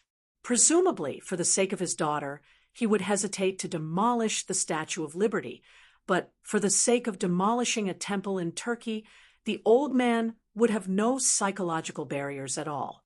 But now, she couldn't make it so clear as if she was negotiating a deal. As long as she showed a troubled expression, the old director would definitely understand the meaning behind it. Director Gordon was now deep in thought. It was really a case of one wave after another. His thoughts rolled over and over again, and he couldn't make up his mind for a while. Can I discuss it with Bruce? Also, I have to consider Barbara's opinion. The director found that every choice was not easy. When there was no other way, an idea would be a lifesaver, but now that there were so many options, it was a little difficult to choose. Of course, can you connect to the Batcave? Thea asked her friend after answering the director's first question. Who am I? I'm a world-class hacker. Felicity was a little proud. She took the keyboard and started typing away. In less than 3 minutes, Bruce's figure appeared on the LCD screen in Thea's CEO's office. Batman, who had always been elusive, was shocked when he suddenly saw the screen light up. From where Thea and the others were standing, he was hitting a sandbag alone. Chapter 250. Although there was a hint of panic in the corner of Batman's eyes, he quickly regained his composure. He glanced at the three people who appeared on the screen and greeted them calmly. "Miss Thea, Miss Felicity, why did you hack my system?" The two ladies were a little unhappy that they did not see him panic. They moved aside and gave Gordon some space to talk. Mechanical assistance, nanotechnology, magic. Batman knew that Thea had some tricks up her sleeves. Her magic did not exceed his expectations. However, he was still hesitant when faced with three choices. When it came to the health of his loved ones, he would not use his own values to judge it. If Alfred was fatally injured, he would do everything in his power to save him. Although Barbara was not as important as the old butler in his heart, she was still his family. Moreover, Barbara was dragged into this because of his fight with the Joker. Batman felt guilty for causing Gordon Sr. to suffer such a serious injury at such an old age. However, in his mind, the nanotechnology solution was the best. His thoughts were similar to Gordon Sr. How could there be so many electromagnetic pulse bombs? If all the gangs had electromagnetic pulse bombs, half of his technological equipment would be crippled. He would not be able to survive. How about this? Let's ask Barbara for her opinion. I'll go find her now. Batman cut off the signal. His computer skills were not bad. Thea and the others did not hide anything from him. Soon, they found the Batcave where Thea and the others were connected to at the Quinn Group's headquarters in Star City. However, Batman could not find any loopholes in his system even after checking for a long time. The system that he worked so hard to create was easily broken by Felicity. This made him a little speechless. "I'll take a closer look when I come back," he said as he went out to pick up Barbara. Why did he cut off the signal? Can't he pay for the electricity in the Batcave? Thea and Felicity were puzzled. He's just like that. You'll get used to it. Gordon knew Batman very well. He explained awkwardly. The few of them could only wait. Thea arranged for her assistant to transfer a helicopter. If there were no accidents, they would have to make a trip to Gotham. Her spellbook did not have any teleportation magic. In the future, Steel Bones could teleport because of the Mother Box technology in Apocalypse. Spatial knowledge was profound and complicated, and it was not something she could get involved in now. In less than half an hour, the monitor in the room lit up again. Needless to say, it was Batman who hacked in Thea mouthed to Felicity, which meant to tell her to quickly upgrade the corporation's system. What did this mean? This meant working overtime. Felicity was full of resentment at Batman on the screen. Barbara, who appeared before the two girls, was extremely haggard. The beautiful red-haired girl from before seemed to have completely withered, and she looked listless. When she saw Thea and Anna on the screen, she hurriedly turned her head away, not wanting them to see her in such a sorry state. Why did he still look like this? They looked at Batman in confusion. "I didn't tell her your methods. She needs to make her own judgment." Sure enough, when she heard the method, Barbara's eyes lit up instantly. She bit her lip and looked at the people on the screen in disbelief. Thea was now playing the role of a doctor. She could only explain her methods again, not leaving out the pros and cons, and let Barbara choose for herself. Barbara covered her mouth in agitation. She was already at the lowest point of her life, and she would try her best to hold on to any hope. She would accept any one of the three solutions, let alone any of them. However, at the crossroads of life, everyone would be confused by their choices. She did not know which method to choose at that moment. She looked at Gordon and Batman as if asking for help. "It's up to you. We support your decision." The two important people had expressed their opinions. "You can choose whichever one you want." I I choose the magic method. Barbara glanced at Batman from the corner of her eye. She had always been clear about her teacher's point of view, but she just wanted to be as good as new. What was the point of adding a robot into her body? As for losing a few years of her life, she was just 20 years old. She really did not care. She did not think that she could live to the day she died of old age. Batman nodded and did not express his opinion. He said to the screen, "Then I'll have to trouble Miss Thea to come over. I'll prepare the materials you need." "Okay, we'll talk about the details when we meet," Thea said, and hung up. She could not help but sigh. A bullet had turned a young girl into this. This was the helplessness of ordinary people. Although Thea's body was far inferior to Diana's, she was already immune to handgun bullets after being modified by divine power. Rifle bullets could only scratch her skin. If it was not a powerful attack that could kill her in one shot, she could use her divine power to recover. She instructed Thea to look after the house and upgrade the corporation's system. In the future, as Thea's movements became bigger and bigger, she would attract more and more attention. She did not want her house to be visited by hackers every few days. The journey to Gotham was smooth. The battle half a year ago had left the Gotham Mafia in a state of shock. Under Gordon's guidance, Thea landed the plane by the shore, and the two walked into the famous Batcave. The last time Thea came here, the Batcave was destroyed by Bane. She did not know if this place was new or old. The eerie and terrifying environment was very Gotham. It was comparable to a haunted house. With the help of the Eye of Horus, Thea roughly scanned the area and found 3 secret rooms. She wondered how much of the famous Project Babel was written. "Miss Thea, remember my words. Don't mention Dick in front of Barbara." Thea, who was wearing a pair of high heels, felt uncomfortable walking in the deep and shallow cave. The old director seemed to remember something and quickly reminded her. "I know, don't worry." On the way, Thea had a rough understanding of the situation after they parted ways. The first Robin, Dick Grantham, had left Batman and walked on his own path. He changed his name to Nightwing and broke up with Barbara peacefully. He was no longer in Gotham. Batman could only look for a new assistant. He chose the burly Jason Todd to be the second Robin.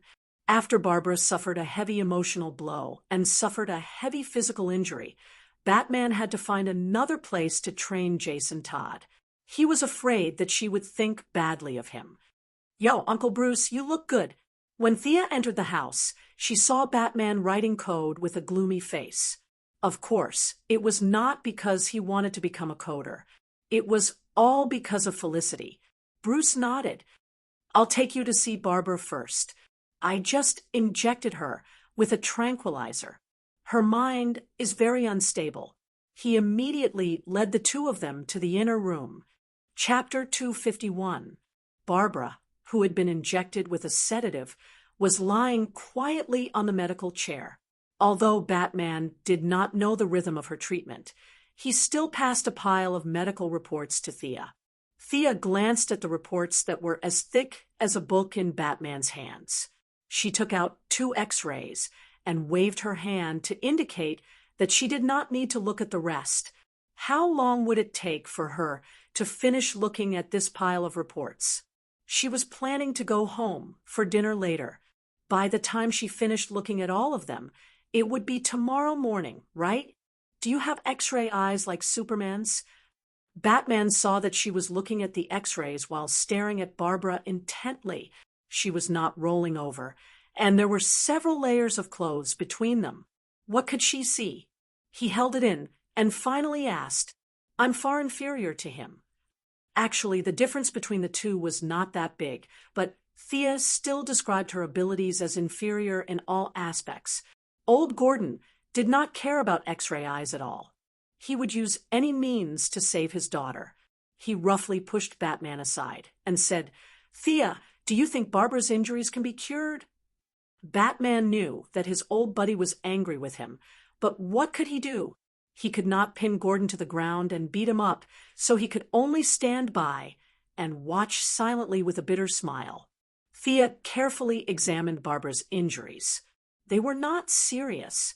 With the current level of technology, this would definitely be a life-ending injury, but for a magic user, especially Thea who had many light-type spells, it was a matter of minutes. However, she could not cure it so easily. The more precious something was, the more complicated it was to obtain it. If she did it too quickly, they would think, it's that simple. Let me treat you to a meal as repayment. It's too dark here? My spells require a lot of light-type energy, and the effect will be very poor here. Can we go out and treat her? Thea pretended to check and turned to the two of them. She was afraid that they would not believe her and casually summoned a ball of light. This was not an act. They were deep underground, and the absorption of light-type elements was greatly affected. Then, let's go to my old house. We can go up directly from here. It was a very normal request. Batman was a little disappointed that he couldn't use the high-tech equipment in the Batcave to record Thea's spell-casting process, but he still led her to the elevator with a calm expression. Gordon Sr. followed them with his unconscious daughter. The four of them took the elevator and walked through the dark cave. Not long after, Batman opened a secret door, revealing a luxurious room. "Welcome to the Wayne family, Miss Thea. This is my butler, Alfred Pennyworth," Batman introduced to Thea, pointing at the old butler who had rushed over after hearing the commotion. Thea also admired this loyal old butler, after exchanging a few pleasantries with him. They didn't waste any time and went to an outdoor lawn in Wayne's house. There was plenty of sunlight here. Thea looked around and motioned for them to wait at the side. She began to draw a recovery magic circle. She was using the celestial spells from the unicorn's memory. Even if Batman later asked Zatanna about this magic circle, he wouldn't be able to get anything out of it because they were not of the same system. Besides, Thea didn't think that Batman would have the habit of discussing magic with Zatanna, his childhood sweetheart. After drawing for a full half an hour, a sacred and ethereal pattern appeared on the lawn of Wayne's house. The old butler felt a little sorry for their lawn. He had taken care of these flowers and plants for so many years, but now they were torn apart by Thea's scribbles.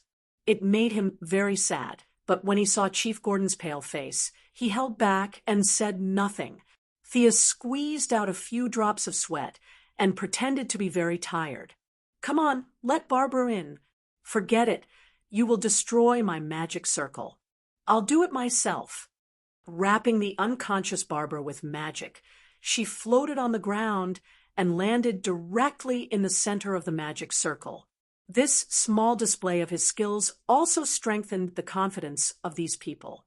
The casting process could be completed in a minute, but Thea deliberately prolonged the process. All kinds of chanting, hand gestures, and circling around the magic circle took an hour before she stopped. "It's almost done. The rest of the magic will operate automatically." Thea was busy for a long time. She sat on the side and took out her mobile phone to write a text message to Moira, indicating that she had found a fool and asked her to call to cooperate with her act. Although the mother and daughter didn't communicate in advance, Moira understood very well. Soon, she called directly. At first, the two talked in a low voice, but their voices became louder and louder. Finally, Moira's sobs came from the phone. Thea hung up the phone. Gordon and the others looked at each other, not knowing what to do. "Miss Thea, are you in some kind of trouble? Is there anything I can do to help?" Old Gordon didn't know if his daughter's injury had healed. Looking at Barbara, who was surrounded by azure magic in the magic circle, he was afraid that Thea would have a problem. Of course, Thea couldn't answer every question. She pretended to decline several times to show that she was fine. However, Director Gordon felt that he owed her a great favor. After repeated questioning, Thea could only package her ability with the Temple of Artemis. Temple of Artemis. Batman, Old Gordon, and the old butler, the three of them added up to more than 150 years old, were all shocked by the sudden change in the topic. When they heard that it was an ability blessed by the gods, they felt that it could explain the fact that Thea suddenly knew magic. Does Mrs. Quinn mean that she doesn't want you to do it yourself? After Old Gordon got a definite answer, he secretly calculated in his heart. In the end, he felt that he owed her too much. If he didn't return the favor, he was afraid that he wouldn't be able to sleep well. Plus, this matter would only cause some criticism, but it wouldn't be to the point of risking his life. There was no danger, so he would take it on himself. This matter, I think. Before Director Gordon could finish his words, he was interrupted by Batman. Let me handle this matter. Gordon felt that he owed Thea a favor, but Bruce Wayne owed even more. Not only did he owe Thea a favor, but he also owed Gordon and his daughter. If the old director could think of the criticism it would cause with his IQ, he could also think of it. The old director was about to retire. If he were to take on such a matter before his retirement, it would more or less be a stain on his good reputation. It didn't matter to him. The name Bruce Wayne was basically linked to a bad reputation. Now that he had entered the Gotham police force, it was more or less better. However, the number of media outlets in the world that hadn't scolded him could be counted on one hand. He had enough social reputation, and his skin was thick enough. It was just right for him to do this. He asked Thea in a low voice for some details. Thea pretended to be embarrassed, but Batman was very determined. Compared to her helping them, this matter was insignificant. Don't worry, leave it to me. Thea declined several times, but finally accepted the plan under the persuasion of the others. Chapter 252. Now that she had achieved her goal, Sia sped up the healing process and finally finished the treatment half an hour later. Why isn't Pablo awake yet? Did it fail? Gordon Sr. asked anxiously when he saw that Babla was still the same. Thea was also a little puzzled and looked carefully. Bruce injected a little too much sedatives into her body, so the few of them were a little dumbfounded. After a while, they finally woke Babla up. Gordon Sr. first asked his daughter how she was feeling. Babla was dizzy, and it took a while for her to understand that the treatment was over. She touched her back in disbelief. I think I can feel it.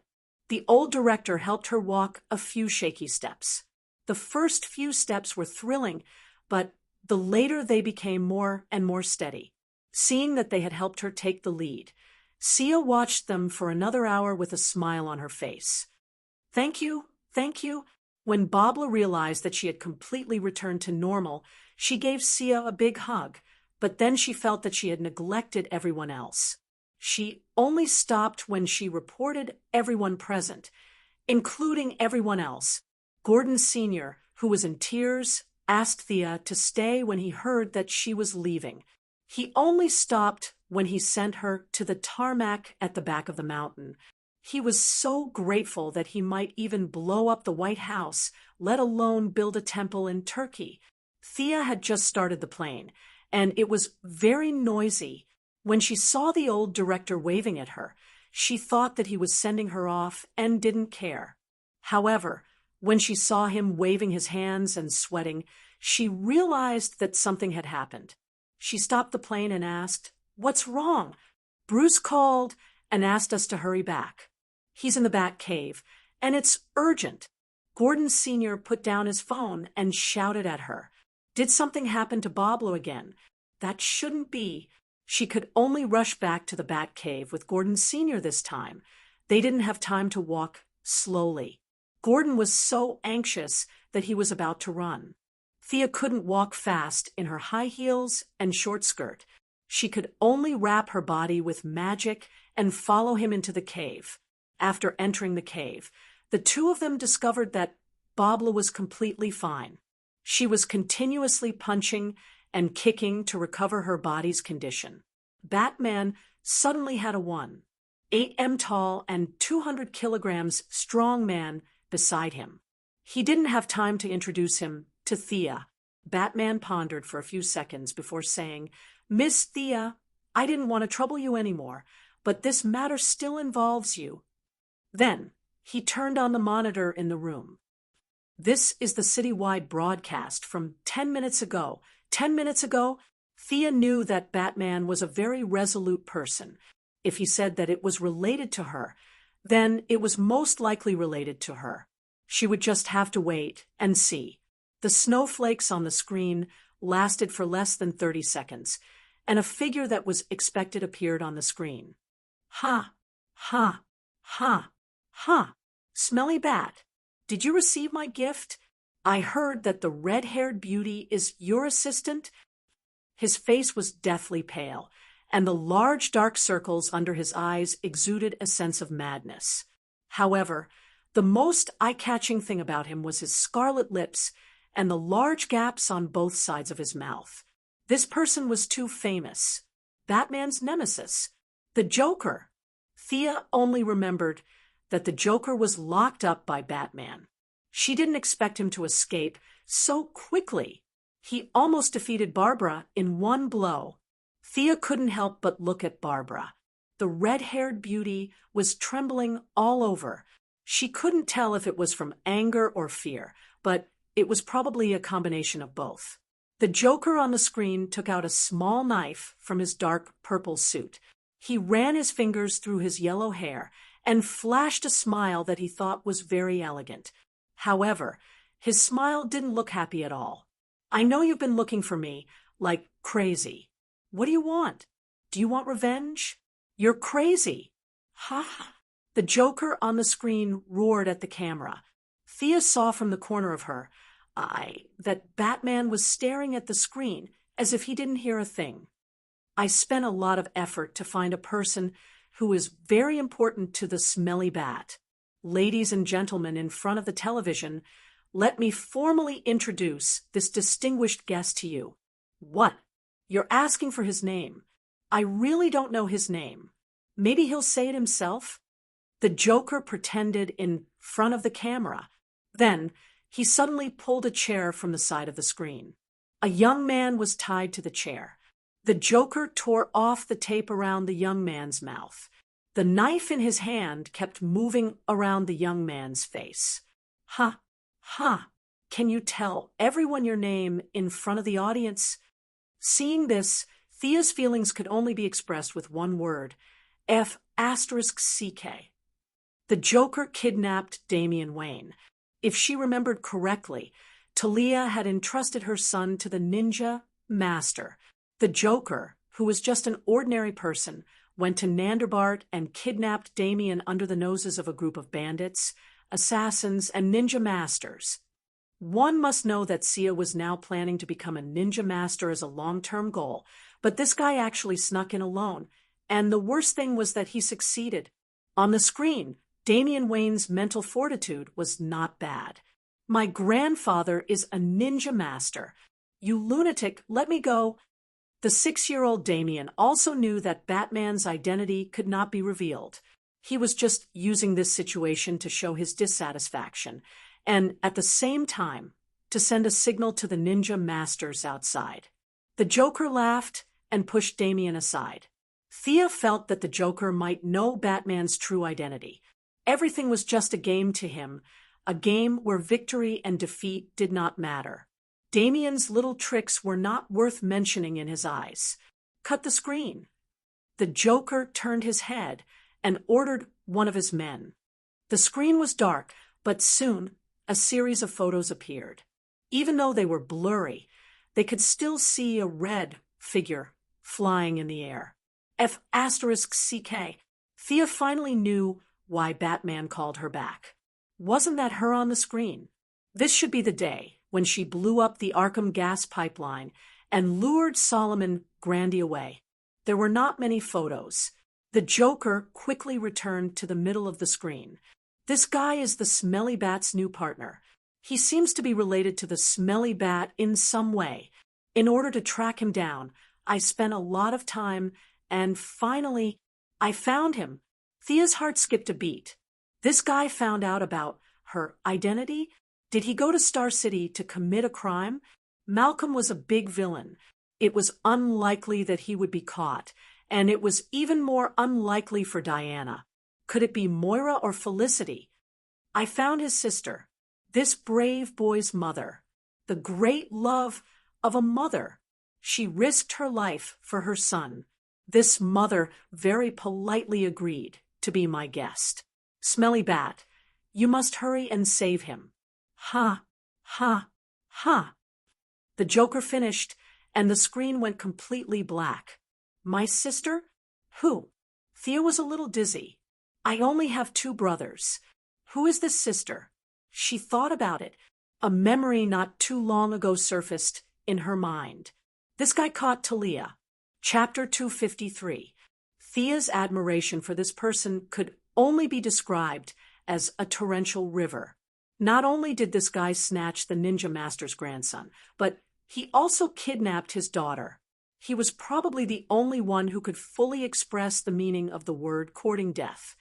As an ordinary person with no special abilities, no technological equipment, and no combat training, he was the only one who dared to offend a ninja master to such an extent. Talia, Damien, and Thea had nothing to do with him. She could ignore him and go home for dinner, but Batman had just agreed to take the blame for her, so it was not appropriate for her to just leave. Furthermore, the clown had already noticed her. If she did not get rid of him, who knew if Star City would be implicated?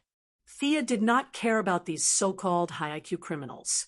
If one magic couldn't get rid of them, she would use 2. Both sides had different worldviews, so how could they fight? What's your plan? Thea looked at Batman. Seriously.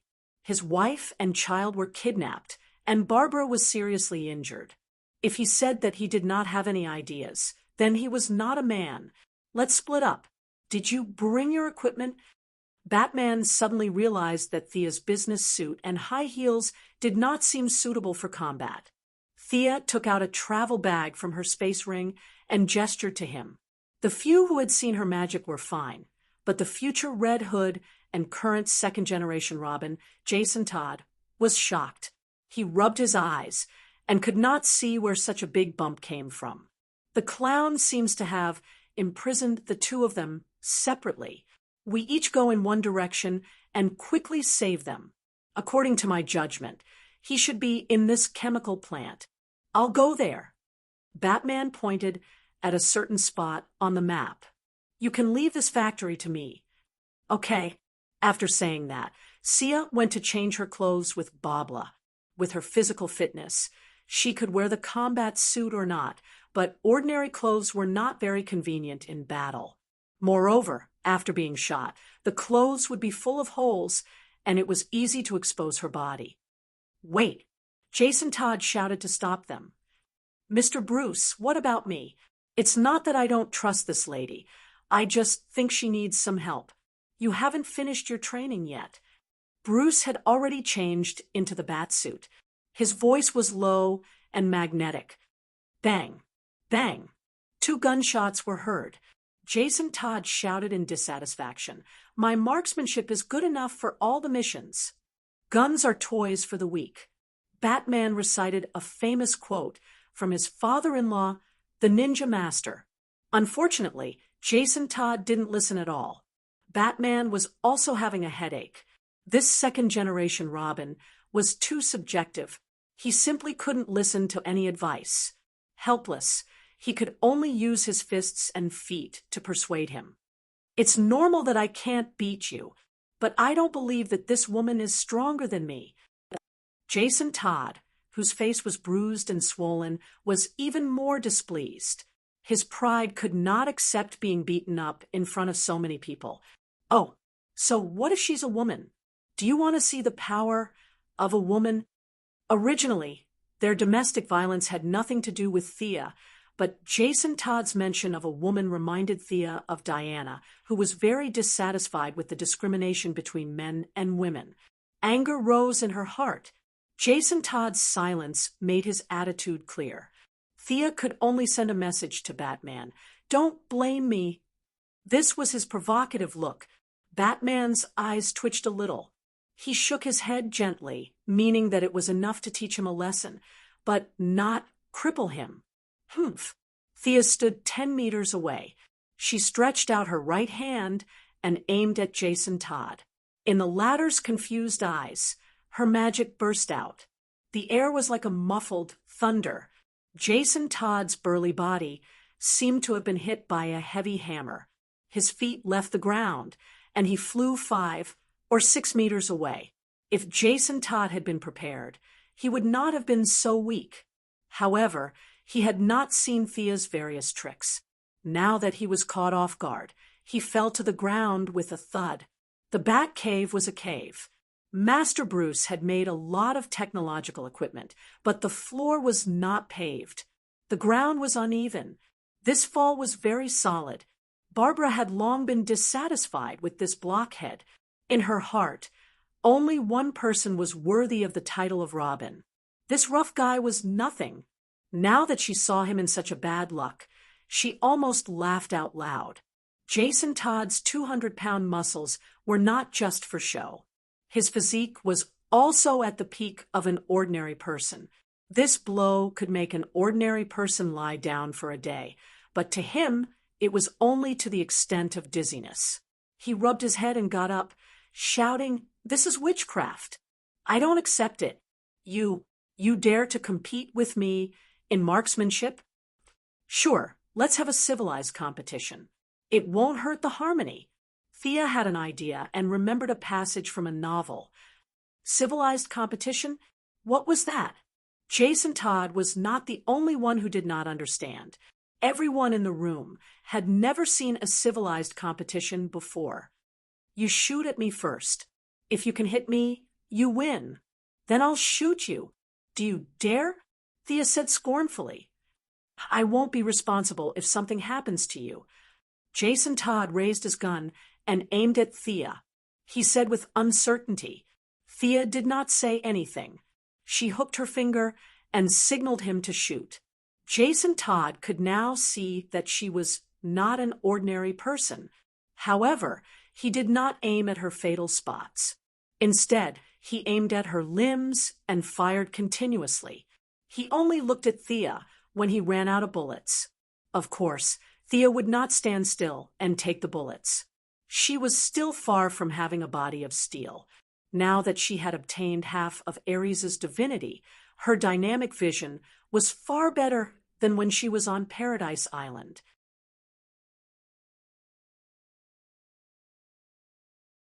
Chapter 254. The process of changing was very fast. Other than preventing exposure during a firefight, it was also used to cover her face. With Thea's current physical strength, she could fully unleash the skateboard's maximum speed of 400 kilometers per hour without any anti-compression equipment. The skateboard that had once tortured Ares with its speed could no longer keep up with her strengthening speed. She urgently needed faster and stronger technological equipment. After asking for the location of the target, she took the communicator that Babla handed to her and split up with Batman in the Batfighter. Babla, whose computer skills were quite good, was now in the Batcave, relaying various information for them. As for Jason Todd, even if he was magnanimous, it would still take him a few days to recover from today's psychological trauma. Thea, Batman has already started fighting. Thea had just finished observing the battlefield when Babla had already sent her the real-time situation on the other side. That's quite urgent. Thea muttered softly. Batman was not as indifferent to this relationship as he appeared to be towards Talia and her son. The two of them arrived at the target location around the same time. Thea's Eye of Horus had just roughly scanned the area when he had already rushed in. Rushing in without even a basic investigation was definitely not the fighting quality of someone who had dominated Gotham for many years. Back then, they had agreed to attack at the same time. Thea did not find any heavy weapons inside. She put away the skateboard and blasted open the metal door with an arrow before rushing in. Against these modern criminals with guns, Thea did not use any magic or the Chosen's talent. She only used the magic arrow that came with the divine bow. She activated the Eye of Horus and shot one person regardless of distance and distance. From the time she entered the mechanical processing factory, 7 to 8 criminals had fallen under her arrows in just 2 minutes. The factory had been abandoned for many years and was very messy. Piercing through too many objects would greatly reduce the visual range of the Eye of Horus. Thea took a full 5 minutes to find her target. "Babla, tell Batman that my target is his son, Roger." The clown's subordinates shared the same characteristic as him. They were all crazy. Thea didn't hold back at all. She killed everyone she saw. Her deterrence didn't work at all. These people acted as if they didn't see her. They all hid in corners and fired crazily. Rockets and grenades were fired from time to time. These people didn't even think about the serious problem of whether such a powerful weapon would bury everyone indoors. As expected, mental patients were the most terrifying. Thea shook her head and shot another 2 men with rocket launchers to death. "Hey, this kid is quite spirited. Why are you glaring at me?" Damian Wayne wasn't hard to find, or rather, these lunatics didn't plan on hiding him. Thea found Batman's son in a room full of junk. Seeing that there was still tape on his mouth, she tore it off for him. "Idiot, there's a sneak attack." Kid scolded as soon as he opened his mouth, but he still reminded Thea. Thea had already discovered the person behind her with her psychic power. She was only afraid that the other party would take Damian as a hostage, so she deliberately exposed her weakness. On one hand, she wanted to lure the other party into a sneak attack, and on the other hand, she wanted to create an opportunity for herself to approach Damian. Now, facing the enemy's flying kick, she twisted her body and used her left hand to block the opponent's attack. When the opponent's body was in midair and full of openings, she clenched her right hand into a fist and punched the opponent's lower abdomen. Boom! Although she didn't bring her mechanical arm, Thea's current physical strength was no weaker than Bane's when he drank the poison. Her punch sent the opponent flying straight to the wall, creating a big hole in the wall. He flew 5 or 6 meters before landing on the ground. Just as she was about to untie Damian, Thea felt that something was wrong. She scanned with her psychic power and found that the enemy who was sent flying by her punch was still alive. Did the clown have such a strong subordinate? However, when she saw the other party slowly climb up from the pile of trash, her signature red and blue coat, and her beautiful figure, Thea realized that this wasn't just a bunch of small fries. There was actually a famous person hiding here. This person with a slightly crazed expression and a large baseball bat in her hand was the clown girl. However, this person was still able to stand up shakily after taking a direct hit from her. She was only wearing a dirty tank top, and there was no armor or clothes on her lower abdomen. There was only the mark of her own fist. This was definitely not a normal person's physique. Was she injected with some kind of enhancer? Interesting. It would have been troublesome to deal with this person when she first arrived in Gotham, but now, you're Talia's sister. You're much stronger than her. Although the clown girl stood up, the feeling of being punched was not pleasant. She felt that her intestines were about to break, and she was only holding on for now. "She's not my mother's sister. She's an imposter." Before Thea could say anything, the naughty child beside her started to strongly disagree. 3 black lines appeared on Thea's forehead. "What do you think you're doing? Imposter. I wouldn't even bother to impersonate Talia's sister, Nissa." As expected, naughty children are the most annoying. If it wasn't for Batman, I would have beaten the sh*T out of you. Depressed, Thea was too lazy to explain that there was a beautiful misunderstanding.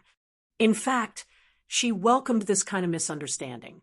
Clown duo, if you have any grievances in the future, you can go to the Ninja Master. Of course, it would be even better if you misunderstood that I'm Darkseid's relative. It would be nice to think about how the clown blasted the apocalypse star into space dust. Cut the crap. Come here. Thea nimbly cast Magician's hand and dragged the clown girl to her front. The clown girl was trying to say more while waiting for her body to recover.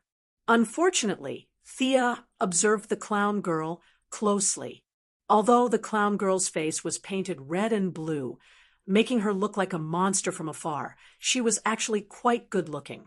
Her body was exactly what all men in this era dreamed of. How could she be a lunatic? The naughty child, Damien, was completely silent. He no longer dared to make a fuss about the imposter. From his point of view, he only saw Sia waving her hand, and the clown girl appeared in front of them with her feet off the ground. It was as if there was a pair of invisible big hands in the air that were strangling her neck. This scene still had a lot of impact on Damien, who was only 6 years old despite his maturing mind. He looked at Thea's face from the corner of his eye. Is she really here to save me? She can't be Father's enemy. Can she? Even though he told himself to stay calm, his legs still felt weak. Damn it, what kind of eyes are you looking at? The clown girl was almost suffocating. She was not afraid of death, but Thea's look of looking at her as if she was some kind of rare animal made her angry. She pulled out her revolver and aimed at Thea's head. She can still move? This was a little out of Thea's expectations. She reached out 2 fingers and caught the bullet. Under the clown girl's horrified gaze, she also took the revolver from her. She held it in her hand and gestured a few times. The gun felt really good, but unfortunately, Thea had no love for it. Chapter 255. The gun was a good gun with excellent performance in all aspects. As for people, Thea kept looking at the clown girl. Should she strangle her or shoot her? Forget it. She's a woman after all. Why should a woman make things difficult for another woman? Let's see if there's any chance of saving her. Thea withdrew the idea of killing the clown girl and silently used her mental power to try to brainwash her again. However, the magic that worked every time encountered a setback for the first time. The clown girl actually resisted her mental invasion. This was something new. Thea increased the output of her magical power again. Initially, her magical power entered smoothly, but it was soon attacked by a strong mental wave. Both sides fought to a draw. In the end, Thea was afraid that the strong mental wave would burn the clown girl's brain, so she unilaterally withdrew her magical power.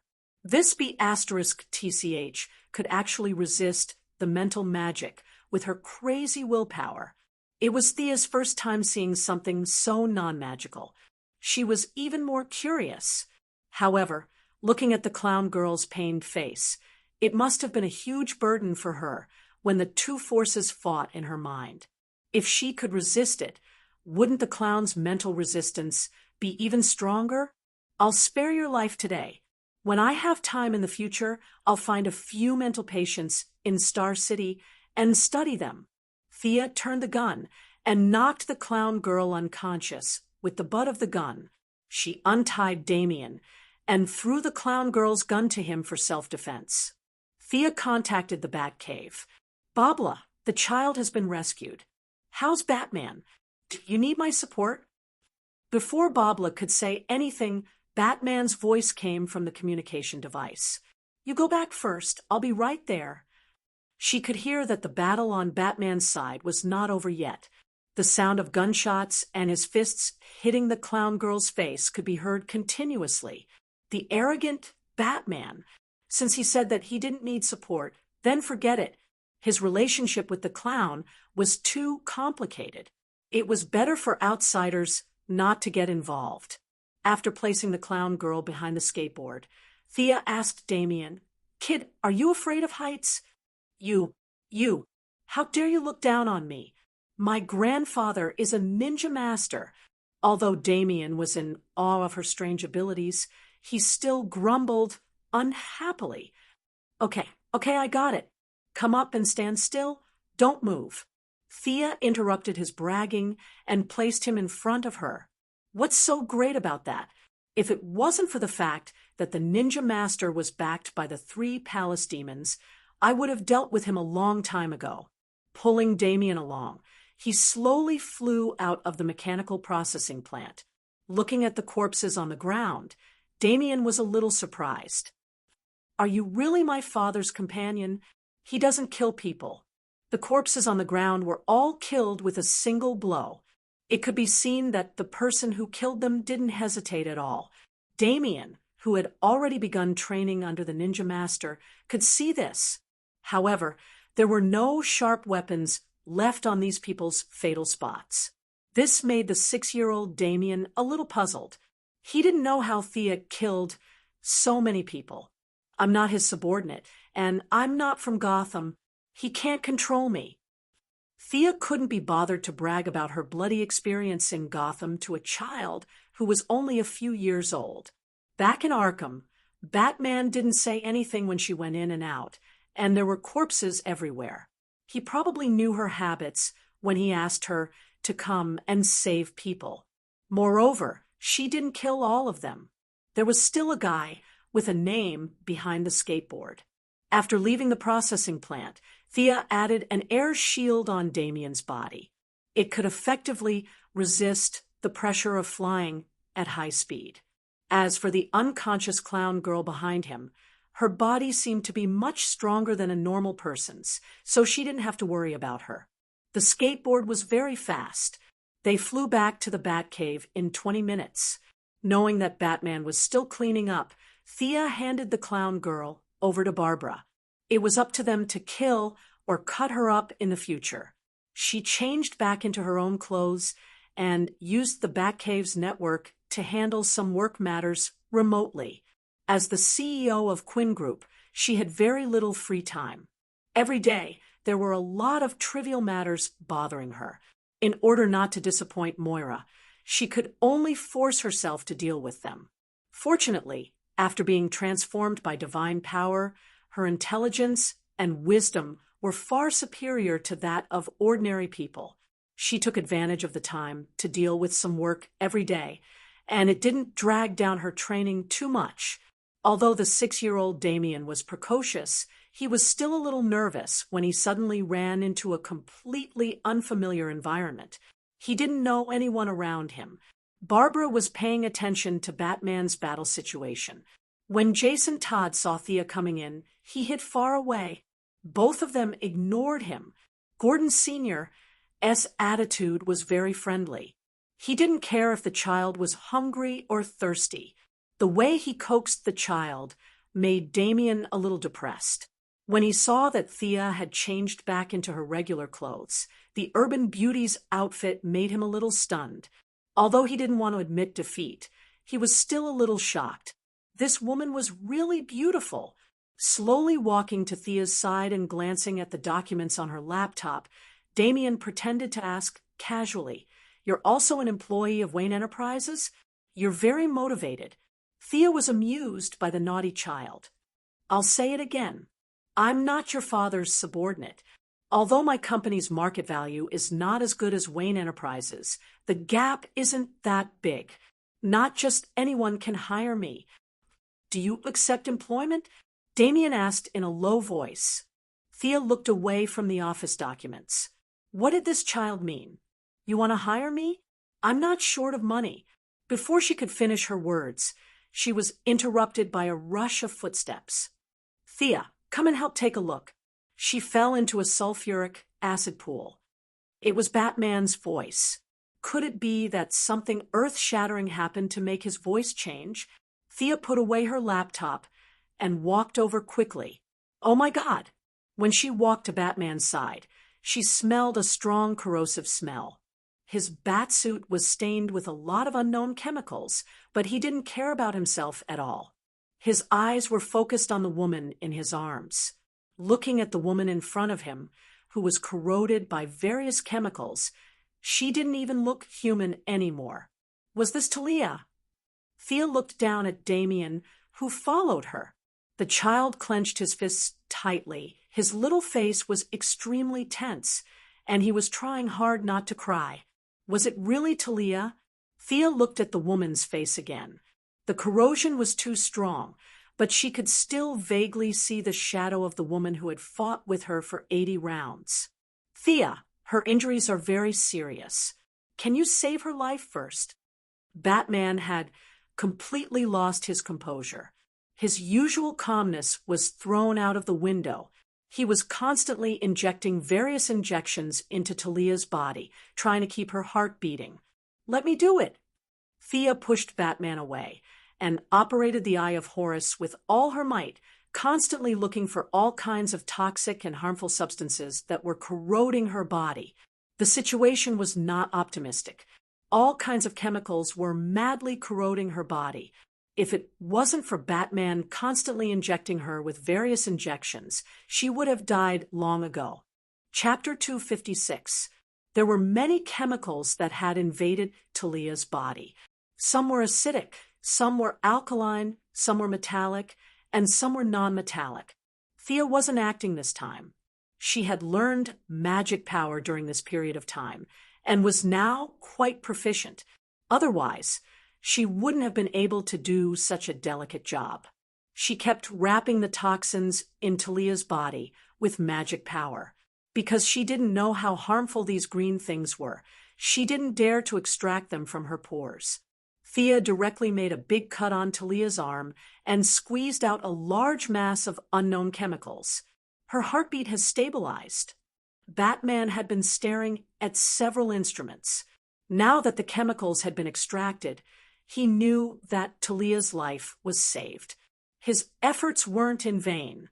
Phew, Thea also breathed a sigh of relief. She was under the most pressure. She had used up a lot of her spirit and divine power, but the magic operation wasn't finished yet. Now Talia's condition had changed from dying to half dead. If Thea didn't do anything, she would basically be in a vegetative state. There were still a lot of chemicals in Talia's body. Many of them had already attached to her internal organs. Thea's knowledge of chemistry was far from enough to identify all the categories. At first, she only extracted all the lethal ones that she knew. She wasn't very sure about the rest. Maybe the two substances would react and kill Talia. Batman was needed here. After learning about Thea's problem, he said that he would be the one to solve it. He didn't need the help of others and ran off to the side to mill and grind the detection equipment. Thea naturally couldn't stay idle. She took out her laptop and connected to the internet to analyze on the spot. When she encountered something she couldn't determine, Batman, the humanoid computer, would ask. She extracted a few more highly harmful chemicals. The rest was really hard to determine. Fortunately, Batman was very fast. She didn't know what he had dismantled. It took him half an hour to make something that looked like a metal rod. Scanning Talia's body, he could collect the trace elements emitted from her body and connect to the main computer in the Batcave to analyze the characteristics and toxicity of the substances. There was no need for Thea to guess blindly like a blind man touching an elephant. It seemed much more reliable. From time to time, Batman had to calculate the ratio of several chemicals to see if they were harmful to the capillaries, the intestines, and the respiratory tract. Sometimes 4 or 5 substances were mixed together, creating a messy relationship that even a genius like Batman couldn't figure out. What he couldn't do, Thea didn't bother to think about it. She just used the hard way. She made a deep cut near those unknown chemical substances and took them out first. Not far away, Damien watched as Thea cut her mother until she was covered in wounds. His heart ached terribly, but he also knew that it was time to save her mother's life.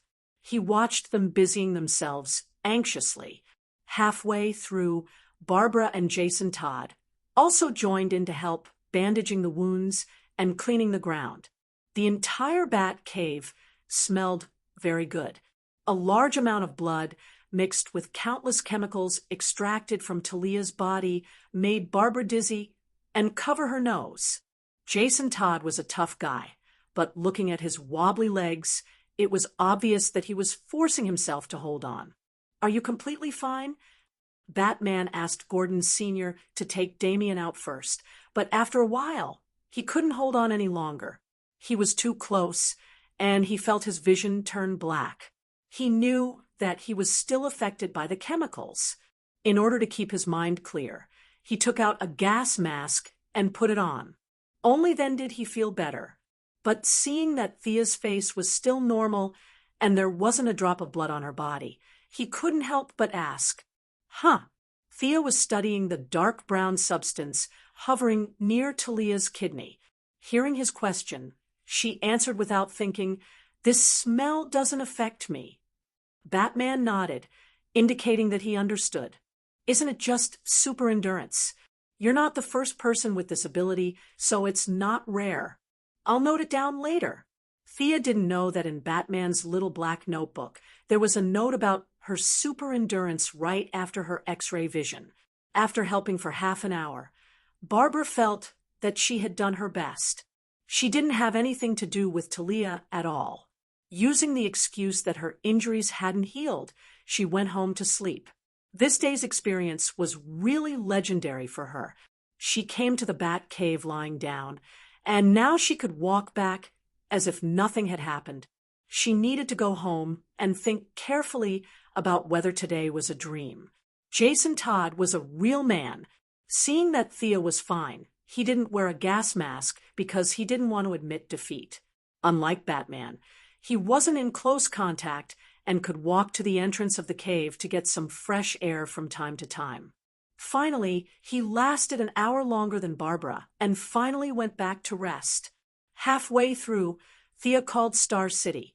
Talia's injuries were very complicated, and she wouldn't be able to go home for dinner. Batman politely said that he would be the host and treat her to a meal. Thea waved her hand, indicating that they should save the person in front of them from the gates of hell first. The two worked together for an entire night.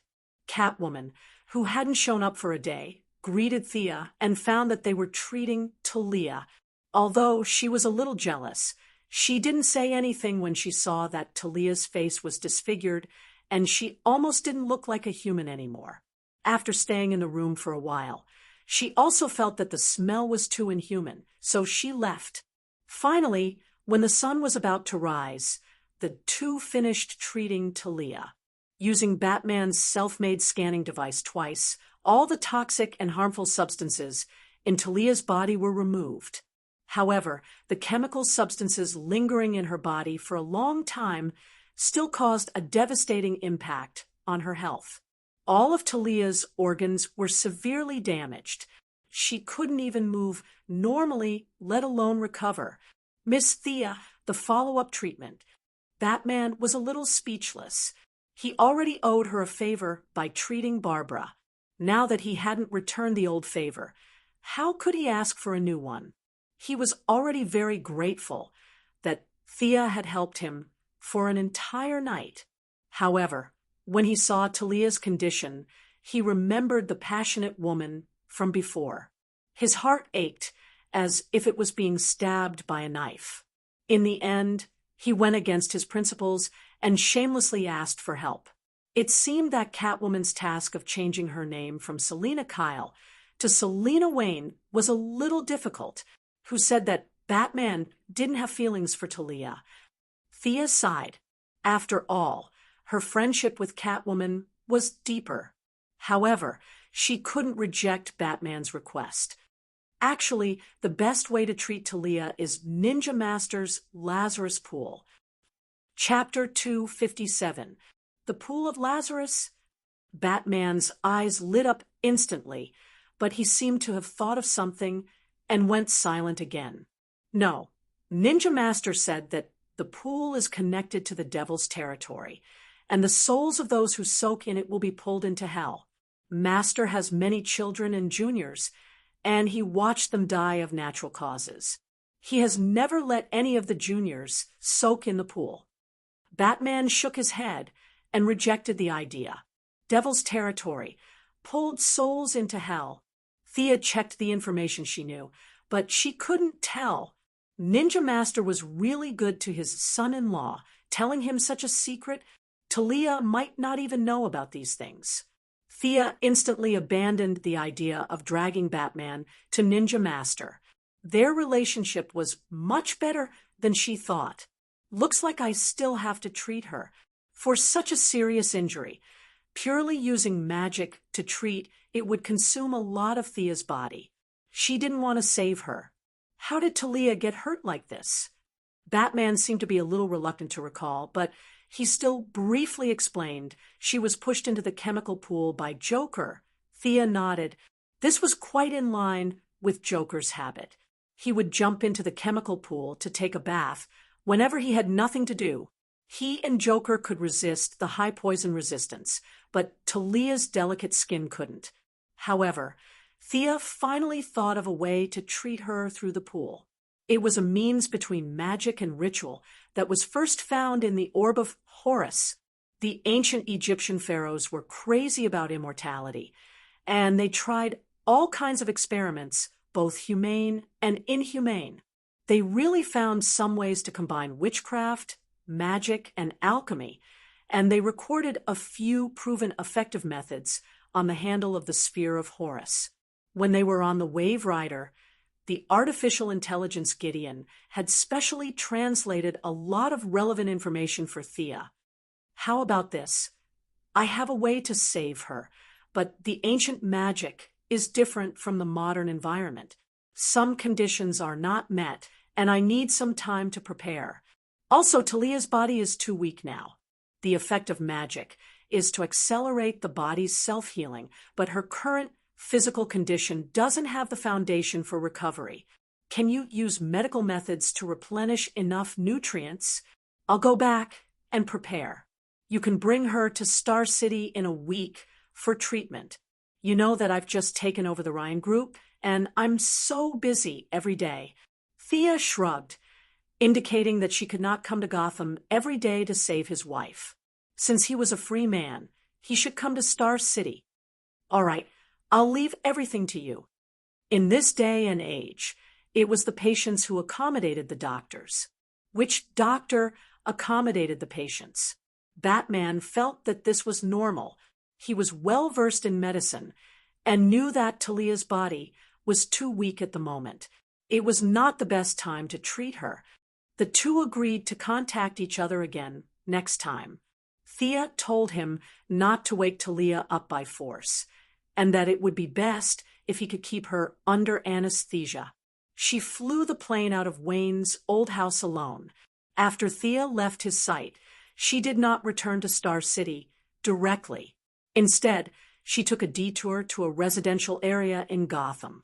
Thea, long time no see.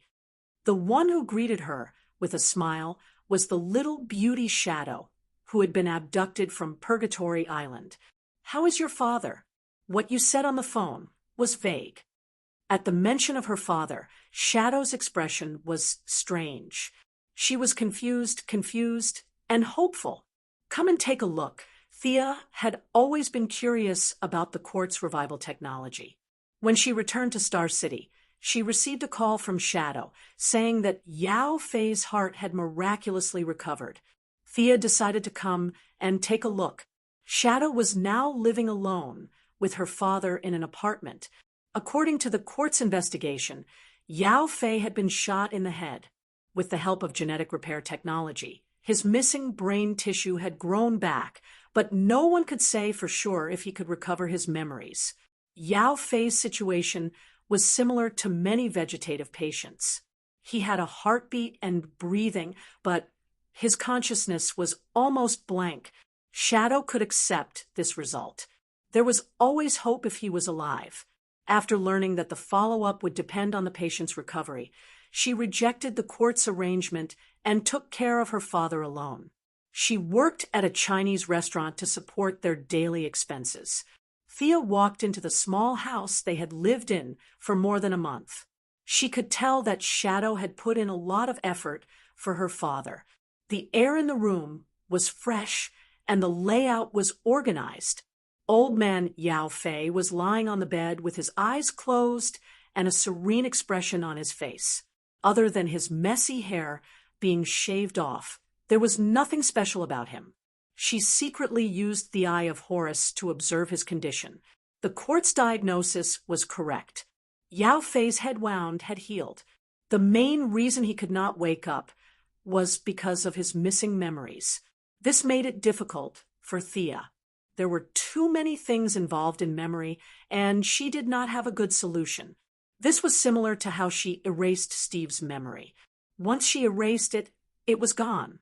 It could not be recovered. If the memory existed, it existed. If it did not exist. No matter how powerful she was, she could not make a memory appear out of thin air. "I'm sorry, I don't have a good solution."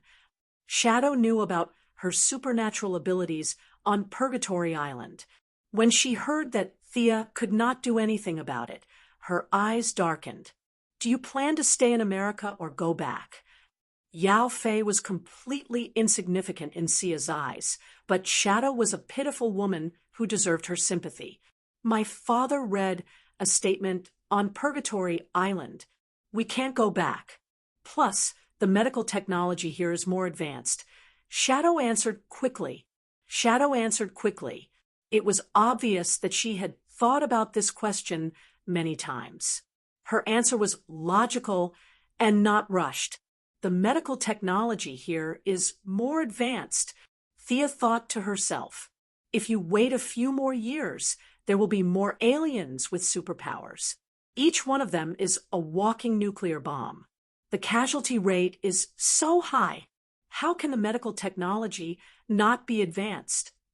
However, there was no need to tell Shadow this. "Then come back to Star City with me. Gotham is too chaotic." Thea had her reasons for saying this. Barbara had just recovered, and Talia was severely injured. Although the Joker was locked up by Batman again, Batman needed a place to vent his anger. Gotham's criminals were the best target. Although Gotham was full of ordinary people, a fight could cause a scene as grand as Mars crashing into Earth. It was better not to let Shadow see such a violent scene. In comparison, Star City was much safer without Green Arrow. Some people said that superheroes were the source of chaos. This was a little arbitrary, but it was not completely wrong. If Gotham did not have Batman, it would have a different kind of balance. The people would not have to write a will and say goodbye to their families every time they went out to buy groceries. Now, Central City without the Flash and Star City without Green Arrow could effectively prove this point by looking at the positive and optimistic attitude of the citizens. Chapter 258. If you don't mind me asking, what kind of work do you do? Thea couldn't tell if the little girl was still in school or had worked before. She looked quiet and well-educated. She couldn't have dropped out of school early like Oliver, right? "I'd been studying forensic science, but I didn't graduate." Shadow now had some understanding of Gotham's public security. What capitalist metropolis? Bullshit. It was too chaotic here. Thankfully, Shadow was skilled. Otherwise, she would have died with her comatose father. Forensic science? It seems to be a pretty high-end job. Sia said that she would take care of everything and leave it to her. With her current relationship with the Star City Police Department, no one would say anything even if she didn't do anything. She told Shadow to pack her luggage and set off for Star City. On the way, Thea called a detective from the Star City Police Department and Detective Lance. The new detective, who was working closely with the police, didn't even ask about the person's profession or specialty. She didn't even ask if the person was a man or a woman. Detective Lance was a little dissatisfied with her decision, but he didn't interfere too much. After helping Shadow find a place to live, the Quinn Group had purchased a large amount of land in the slums during the reign of Robert Sr. and Moira. Although Sia had worked hard to bring down the property prices of the entire Star City by 20%, she still had a lot of land in her hands.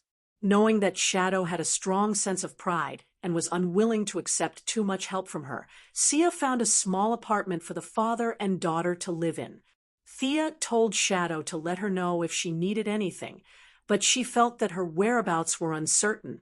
She wouldn't be surprised if she went to another planet one day. She also left Felicity's phone number with Shadow, telling her that she could trust her and that she didn't have to look for her.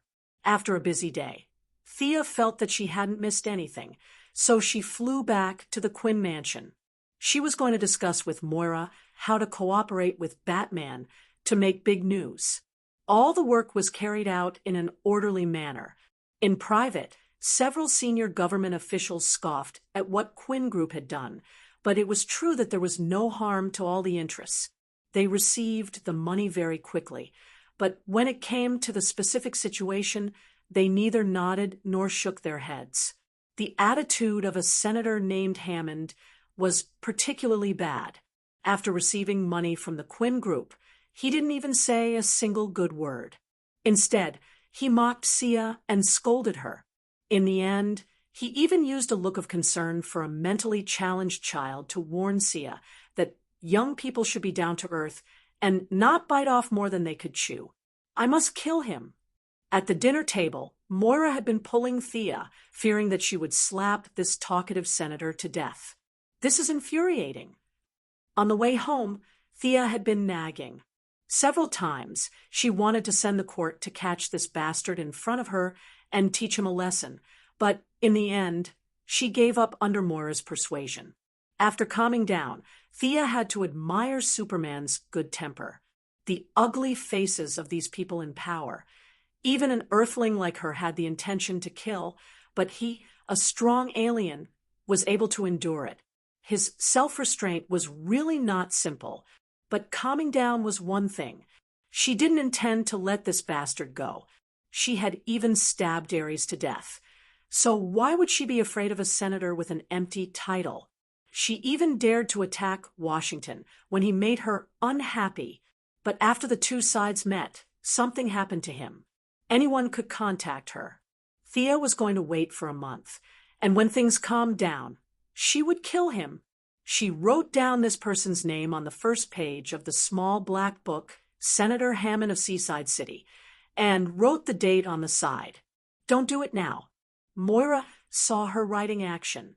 If she wrote it down so solemnly on the first page, she definitely wasn't going to thank him. She knew Thea's current ability, and she was not a soft-hearted person. She looked around and whispered to Thea, "Understood. He can live for another month." The mother and daughter smiled, without saying anything. It was self-evident who this he was. Time passed quickly, and a week flew by. Batman and Thea made an appointment to ask for the address, and then rushed over in his Bat fighter in the middle of the night. This city is very quiet. Damien, who was sitting in the co-pilot seat, insisted on following for some unknown reason. Batman also wanted to spend more time with his father. Thinking that there were no battles in Star City, he agreed after a little hesitation. Now, facing his son's question, he did not know how to answer. There were not many fights here, let alone battles. Without comparison, there would be no harm. Compared to Gotham, where submachine guns would begin to hiss at night, Star City was peaceful and looked like heaven. Was the difference that big? There were millions of people in Star City, but it was really peaceful here. Although Batman had flown through the city in a fighter jet, there were no violent scenes of robbery or murder in the city. Since there were no criminals, there was no need for a superhero, right? Soon, they arrived at Thea and Felicity's secret base. When they met, Batman could not wait to ask, "Your city is really great. What's the secret?" When Thea understood his question, she was a little speechless. What secret was there? The large gangs were all under Malcolm's control, and the few scattered gangs were not a threat at all. The rest of the unemployed were sent back to work, and the active ones were sent to other cities. After working hard for a day, they went to bed early. The small gangs could not find any new blood, even if they wanted to. Several factors contributed to Star City's current peaceful and stable situation. After Moira came to power, she had a good reputation and spread her influence to the surrounding cities. In half a year, Star City gained hundreds of thousands of residents, all of whom migrated from the nearby cities that were rescued by the superheroes. We're a small city. After all, small cities are like this, Thea replied, embarrassedly. Batman brought Damian and Barbara, whom they had met before. Thea mainly introduced the naughty child to Felicity. After learning that he was Batman's son, Felicity, who had a good relationship with Catwoman, could not help but worry for her friend. This child is already so big. Can you win against him? Thea led them to a separate room. As soon as they entered the room, they covered their noses. What a strong smell of blood. That's right, this is a secret technique developed by the ancient Egyptian pharaohs to seek immortality. It's called the blood pool. The effect is a little slow, but there are no after effects. It's suitable for Talia's recovery. Thea explained to Batman as she pointed at the large square pool in front of them. Talia will absorb the essence of the blood to slowly heal her injuries. Optimistically, it will take about a month. If you don't have any questions, shall we begin? When the doctor asked the patient if they had any questions, the subtext was, I don't want to talk nonsense with you. Hurry up and pay for the hospitalization. Chapter 259. In ancient times, the process of healing a blood pool was considered to be infuriating. However, in modern times, many conditions were extremely convenient. There was no need to massacre villages and cities to collect human blood. There was plenty of fresh blood in the hospital blood bank. As long as you paid, there would be unemployed people fighting to donate blood. Blood would coagulate very quickly. The solution that the ancient people came up with was to burn as much firewood as possible to maintain the temperature of the blood. In modern times, it was not so troublesome. There were a few rounds of resistance wire around the pool. When needed, electricity was enough to maintain the heat. Take off her clothes and put her in the pool. Thea measured the temperature. It was quite suitable. She signaled Batman to stop daydreaming and quickly carry her in. Batman was a little dazed. Usually, he was the one who ordered others to do this. And now that he was being ordered around, he was a little uncomfortable. He looked around and saw that the room was full of women. Damian was still a child. It seemed that he was the most suitable. Sia knew that there weren't many opportunities like this, so she ordered Batman to get busy. These are Egyptian hieroglyphs. Batman placed Talia in the pool and began to observe the patterns that Thea had carved on the walls. Yes, it is not accurate to call this a spell. This is closer to a ritual. Thea continued to add magic to the hieroglyphs on the walls. When the walls were completely lit up, the blood in the pool began to flow slowly. There was a tendency to form a whirlpool. The center of the whirlpool was the unconscious Talia. Thea walked to the side and connected the blood pool with electricity. Maintain this temperature. The blood will speed up her recovery. After 3 days, change the blood pool. Are you going to stay here, or? I'll go back to Gotham first. I'll come back in 3 days. Batman looked at Thea's treatment method, which was a mix of ancient rituals, medieval magic, and modern technology. No matter how he looked at it, he felt that it was very strange. However, Talia's expression was indeed much more relaxed. He was secretly relieved. Leaving Barbara and Damian behind, he returned to Gotham alone. Bruce, I don't know if I'm old and deaf, but you want me to build some temple in Turkey in the name of you and Wayne Group?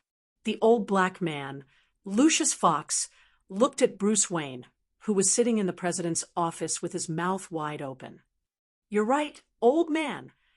Bruce took off his batsuit and came to Wayne Enterprises in a suit. His face twitched a little, but as a man of his word, he had to do what he promised. It had been a week since Thea started treating Talia, and he could tell that Talia was gradually recovering. 2 days ago, when Talia woke up, the family of 3 even said a few words. He owed them too many favors. Even if he originally intended to be perfunctory, now he had to treat it as his own business. Thea had already opened up a channel in Turkey, and the politicians in Turkey were all smiles after receiving a huge reward. They couldn't wait to get as much as they could from this act of destroying the country's reputation and fattening their own pockets. The prime minister in charge of the government still had a bit of patriotism. After receiving a promise that they wouldn't station troops or build a secret base, he tacitly agreed to this action. In short, you can publicize it with great fanfare, but our government won't see or hear it. Whatever you do has nothing to do with us. With the local government settled, the only thing left to settle was how to persuade the American government to take charge of this matter under the premise of Bruce being a target. With Batman's highest IQ on Earth, he could imagine how much criticism he would attract once he made a move. However, when he saw Barbara, who could run and jump, old Gordon, who was full of smiles, and the mother and son who stayed in Star City every day, he felt that this was nothing. Isn't it just sacrificing a little face? I have plenty. Having made up his mind, Batman immediately changed into a suit and came to Wayne Enterprises. He looked for his old partner, Lucius Fox, to discuss the details of this matter. Is there a new type of energy buried under that place? The old man asked in a low voice. No. Bruce Wayne shook his head. It was just a piece of stone. Unless the stone could generate electricity, he couldn't see any energy source there. Then there's some kind of weapon that can destroy the world. Something like an ancient weapon? The old man thought of his hidden profession and automatically filled in the gaps in his mind. I'm sorry, I've used 3 types of radiation and 2 types of spectra to investigate. There's nothing there. Bruce was speechless. Did you think I didn't think of it? He had tested all the technological methods on Earth, and it was just a piece of wasteland with only a few tens of thousands of tourists every year. The old man touched his head. This isn't it. That isn't it. Are you trying to make fun of me by coming to my office so early in the morning? Even if you're the boss, I'll still spit at you. Bruce could see his dissatisfaction. Talia and the old man had been on bad terms back then. He had kept Talia and her mother a secret and only explained what had happened to Gordon and his daughter. Lucius also knew what had happened to Gordon. Now that he knew that his daughter was safe and sound, he couldn't help but feel happy for him. However, when he thought about how the matter that Gordon Sr. had promised to him in the end, he still felt a little depressed. But at least he knew the severity of the matter. If Gordon were to step in, his reputation would be ruined by half. It would be much better if Wayne Enterprises stepped in. This was the principle of sharing the damage. If it was fatal to one person, it would be fatal to 10,000 people. At most, they would lose a strand of hair. He glared at Bruce. You're really giving me a hard time. I'll make it happen. After shooing away Bruce Wayne, who had come to cause trouble early in the morning, the old man held an emergency board meeting. Bruce hadn't been able to join the board due to various boycotts. His shares were held by the old man, so he was qualified. The result of the meeting was neither happy nor depressing. Now, Wayne Enterprises had more than 20 directors. Thea controlled more than half of them openly and secretly. She had instructed them early on to neither support nor oppose today's proposal. The old man thought that the proposal would be met with fierce opposition, but he found that most people chose to abstain. In the end, the proposal passed with a very low percentage. Since it was approved, he could only accept the reality and began to do all kinds of lobbying work in the name of Bruce and Wayne Enterprises. The efficiency of the government had always been sluggish. The old man found a few elites in the group's publicity department to discuss the follow-up development.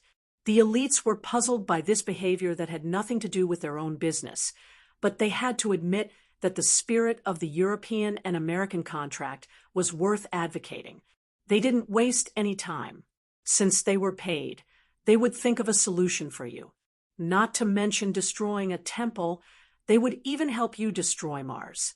Needless to say, the more people there were, the more firewood there would be. The few of them finally came up with a set of somewhat radical but effective publicity strategies. Chapter 260. Spread the news that we're going to push all 8 miracles together, then cancel 7 and push only 1. When Bruce returned to the old mansion after another night of fighting criminals, Lucius handed him the crystallization of collective wisdom. Being proficient in psychology, he could understand the wisdom contained in this. The plan was very good and had a high chance of success. But the discussion on the first day will be huge. The old black man spoke his mind. Afraid of being implicated, the old black man had already deployed 3 bulletproof cars and hired 8 bodyguards. In order to prevent the news from spreading, he was different from the old butler, Fu, and Gordon. Both of them were soldiers when they were young, and Fu was from the British Special Forces. The old black man was an intellectual when he was young. What if he met a few hot-blooded young men who wanted to beat him up? It was always good to be cautious. He still wanted to live a few more years. This scope is too big. Let's modify it. Set it as those that have been destroyed. We can't touch that indescribable country and Egypt. Bruce thought for a while and proposed an improvement plan. His vision was far greater than the few workers and was not limited to what was in front of him. It was barely acceptable to define it as repairing damaged ancient buildings on a small scale, but you want to demolish those that are still intact. What are you thinking? Will the political leaders of various countries interpret that America is trying to establish a new hegemony? What about demolishing and rebuilding? You want America to become a true United States. That's a dream. No doubt, the battle will last until dawn. When World War III starts, we'll drop 100 nuclear bombs first. The old black man was also frightened by the scene he described. He made up his mind to send the elite who gave the suggestion to the cleaning department when he returned. It was useless for anyone to plead for mercy. Out of a sense of social responsibility, we feel the loss of traditional culture. We will demolish and rebuild these world-class buildings at the original location. Thank you, everyone. The next day, the old black man, Lucius, gathered all the media he could find and announced the shocking news under the sleepy eyes of the crowd. Then he quickly ran away. Did you hear that? What is Wayne Group doing? It seems like they want to rebuild something. Let me listen to your voice recorder. After Lucius left, the entire press conference fell into a strange atmosphere. The reporters were inquiring about the news from each other. Initially, they were whispering, but in the end, they all converged into one voice. F***CK, F***CK, F***CK. Wayne Corporation was going to make big news. When Bruce Wayne's feat was first revealed by the media, the public didn't believe it. The 8 wonders of the world had stood tall for so many years. Who would be so bored as to want to rebuild them? Wouldn't that be crazy? Everyone thought that it was a ridiculous move by the Gotham playboy to attract attention because he had nothing better to do. However, as Wayne Enterprises continued to hold briefings, they surveyed the land today and solicited ancient architectural designers from all over the world tomorrow. Only then did everyone realize that Bruce Wayne was serious this time. Like a stone that stirred up 1,000 ripples, the entire society started a heated discussion about this matter. As a young American with no heritage, this move was akin to spreading martial arts across the world, destroying the heritage of all countries with historical culture, and pulling everyone to the same level. Many rebellious youths, who had been brainwashed by liberal democratic ideology, shouted loudly in support of Bruce Wayne in front of the cameras of the major media outlets. That was their idol. In the blind pursuit of these people, several high-tech products of Wayne Enterprises were almost sold out, and even the company's stock price rose slightly. Most of the domestic politicians in the United States felt that this matter had nothing to do with them, and neither supported nor opposed it. A few guys who had received money from Wayne Corporation also expressed their support in the corners. The military was in deep trouble in Iraq and was very happy that Wayne Enterprises helped them divert the attention of the global media. A general named Ryan even publicly expressed his support. Compared to the tepid reaction in the United States, it was much more intense abroad. The British, who had a traditional relationship with the United States across the sea, thought that this was another test by the Americans to abandon their traditions and forget their ancestors. The Prime Minister, who was from the Conservative Party, scolded Bruce Wayne by name for 15 minutes in a televised speech. Even Amanda Waller, who was training Oliver as an agent in Hong Kong, was alarmed. She had just sent her subordinates to receive the clown girl. In fact, she wanted the clown more, but Batman's attitude was extremely tough. They could talk about anything else, but the clown girl would never be given to her. The two sides almost fell out because of this. Amanda was very upset. She thought that Batman would stop for a few days, but when this big news reached her ears, she was still shocked speechless. Her first reaction was that Batman was crazy. Not the kind of crazy that was used as a modifier, but really crazy.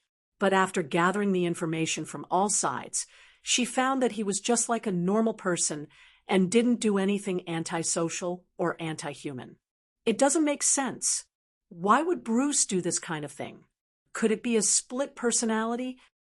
She instructed her subordinates to investigate. She investigated carefully and went through all the information behind the scenes. Amanda didn't believe that Batman had nothing to do and was so free that he would make fun of people all over the world. The Heaven's Eye Society's intelligence network was built with a lot of money. As the top management deliberately suppressed Steve Trevor's power, more and more resources were concentrated in Amanda Waller's hands. A task force that was good at dealing with intelligence was busy for a day and finally sent the behind-the-scenes results to Amanda's desk. Wayne Corporation was the one who pushed this in the first place. Amanda, who was rolling in conspiracies every day, automatically thought of Oliver Wayne, who was under her control. Was there a connection between these two things? After thinking about it repeatedly, she felt that there was no connection. She had accidentally found Oliver Wayne, and the Wayne family shouldn't have known that he was still alive. Then, this matter was pushed by Thea Wayne, who had a good personal relationship with Batman. Amanda didn't sleep for a night, and she couldn't figure out the purpose of Thea building the temple. Batman was such an unruly person. How could he be the scapegoat? There must be some inside story that she didn't know. She continued to investigate. This time, it was not easy to investigate. His subordinates busied themselves for half a month before they accidentally captured a picture of Sia shopping with a few women. A sharp-eyed agent spotted the red-haired Barbara, and only then did they roughly connect the dots. The paralyzed Barbara Gordon has been cured. How was she cured? Amanda looked at the investigation results and still wasn't satisfied. She asked her subordinates with an unfriendly expression. Her subordinates pushed the blame to each other. They didn't know either. Barbara was either in Star City or Gotham. They couldn't forcefully kidnap her and force her to spit out half a liter of true water and ask her how she was cured. First of all, Barbara wasn't weak. If they didn't send a standard combat team, they wouldn't be able to take her down. Also, they were government employees, not gang members. They gave up the generous salary of a large corporation to work for the government because of the justice in their hearts. They wouldn't use violent means to deal with a hero of justice. Chapter 261. Amanda felt that her subordinates weren't good enough. What she needed were obedient subordinates, not these hot-blooded and patriotic young men. The idea of forming an unscrupulous team to do things that the Sky's Eye Society wouldn't be able to do kept lingering in her mind. No, it wasn't time yet. Amanda felt that the thugs she had detained were far from enough to gain the support of the government. She still needed someone powerful to ensure that the thugs wouldn't rebel. Everything had to be planned.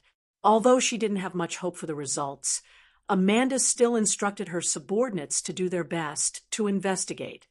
Although Talia's injuries were recovering slowly, new changes could be seen every day. Barbara, who was nominally here to take care of her, naturally had more free time.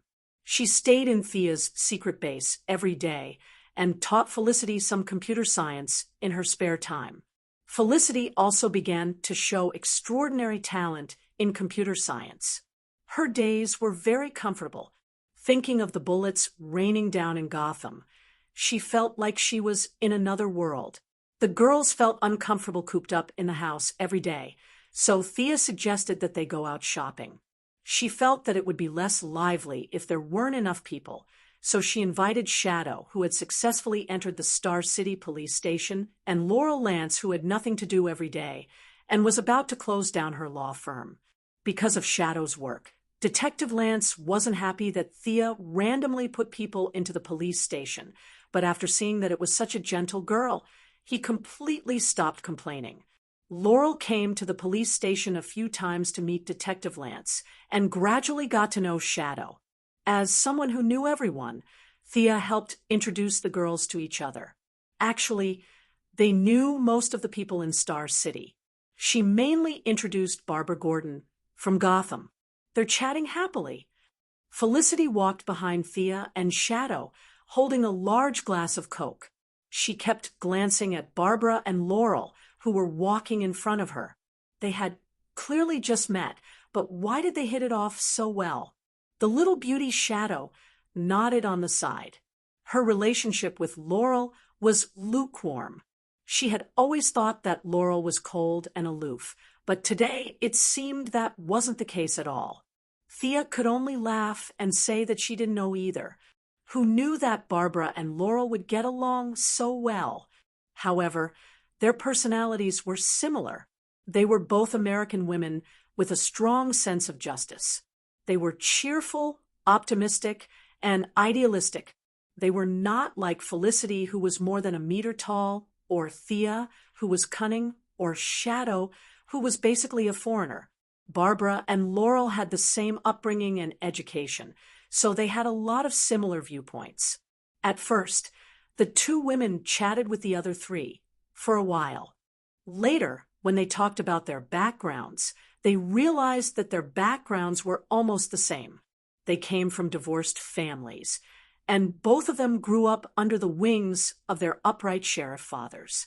A sense of identity formed between them, and they had more in common. Thea felt that if it wasn't for the fact that they were in the wrong era, the two of them would have already become sisters. Is someone watching us? Shadow whispered to Thea. Thea waved her hand, indicating that it was fine. The only person who followed Laurel around the Star City was her other brother, Tommy. However, Thea was still impressed by Shadow's keen senses. As an archer, keen intuition was essential. Yao Fei's training of his daughter was indeed commendable. You all have great figures. The girls had been shopping for the whole day. They hadn't been robbed or killed.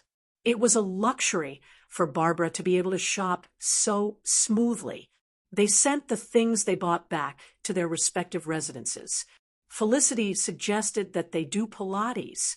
Laurel looked at the girls' figures in the changing room and touched her belly.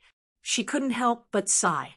Thea, Barbara, and Shadow had all gone through a lot of training.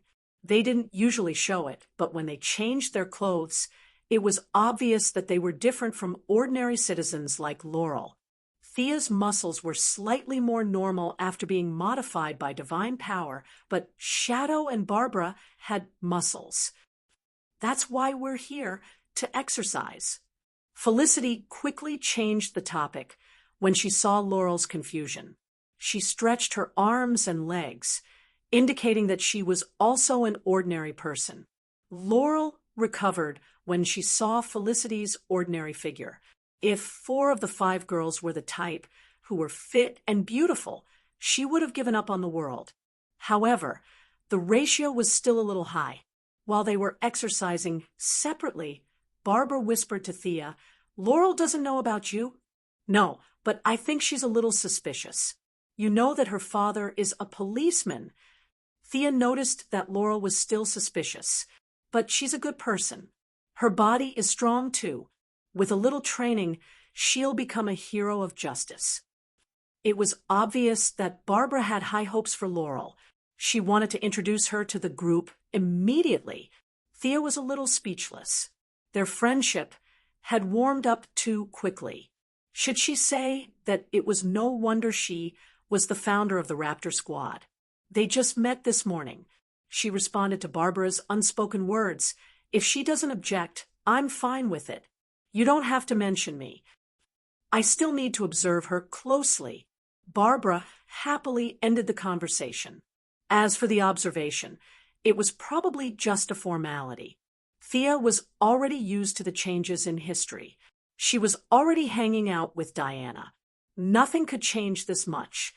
Thea didn't care if Olivier returned to the city and found that not only was Shadow still alive, but Tommy and Laurel also had amazing skills. Since they weren't worried about being exposed, they did their best. Their extreme movements shocked the Pilates trainer. After the exercise, they went home. Barbara used the excuse that she wasn't familiar with the streets of Star City to walk with Laurel. "Why are you all so fit? Ordinary people can't do what you did just now." Laurel also felt that she had hit it off with Babla, so she didn't mind that it was their first time meeting. She got straight to the point. "You know that my father is Jim Gordon, but you don't know my other identity. I'm Batgirl," Barbara said as she took out a long whip. She pointed it at a tree trunk not far away and exerted force. She broke a branch that was as thick as her arm.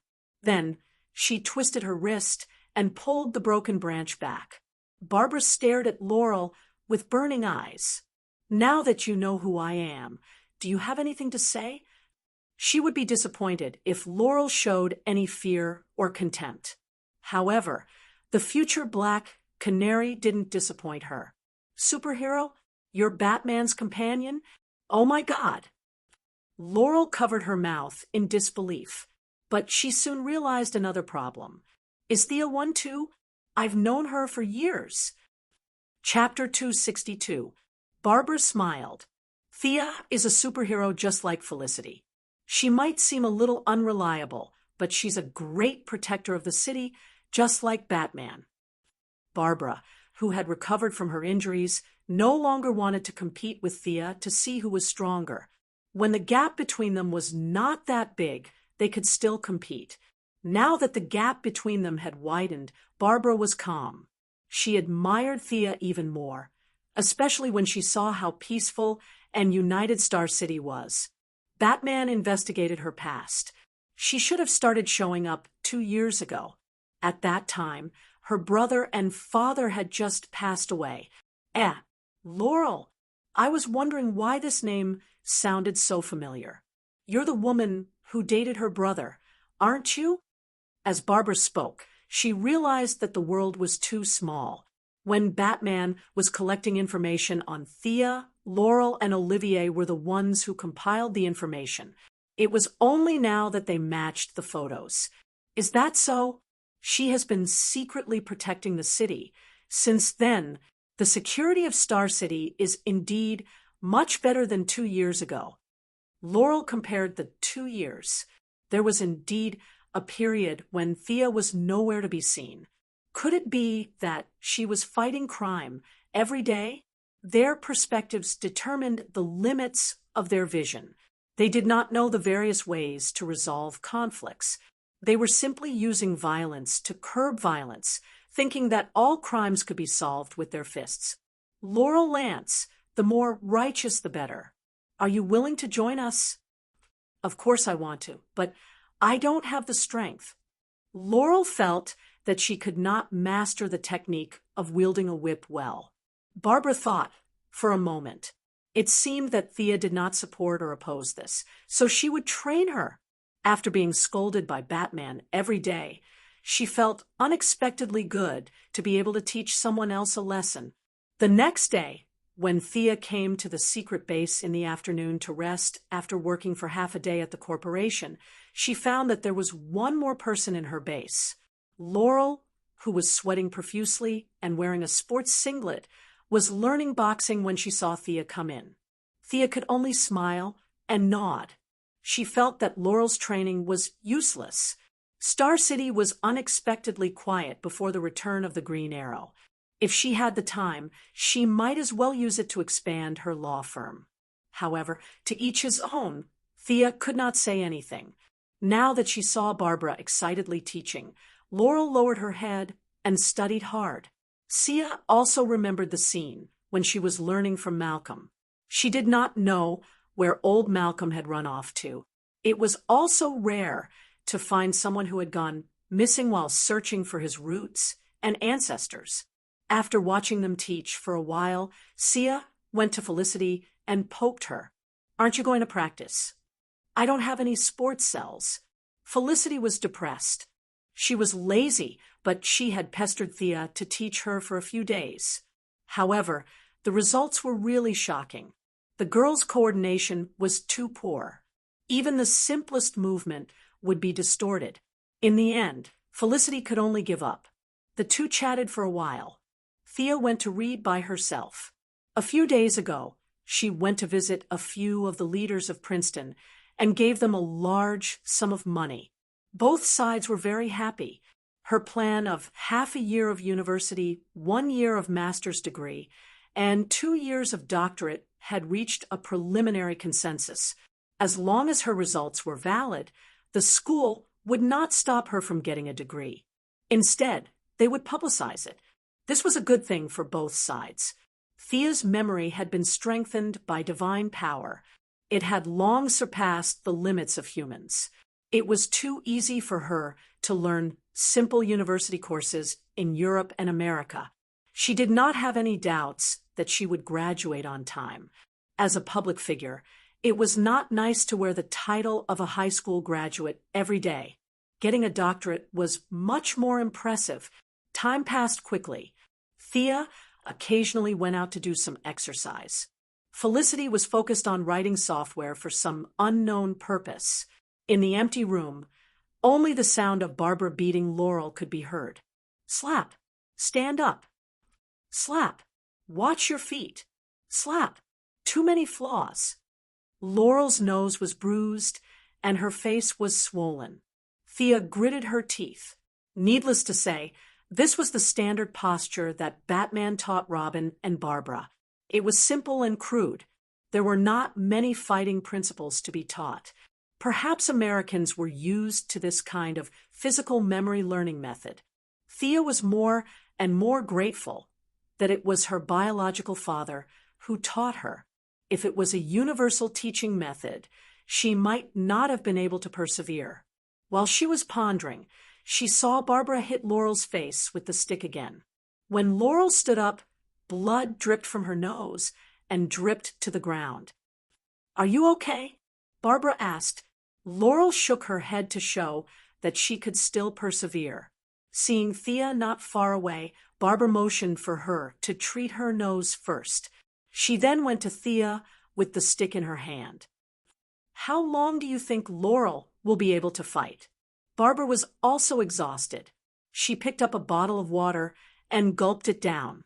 Thea was a little speechless. "You guys are too impatient. You learned the truth yesterday and practiced for a day today. You want to fight. Is there such a fast teaching method in the world?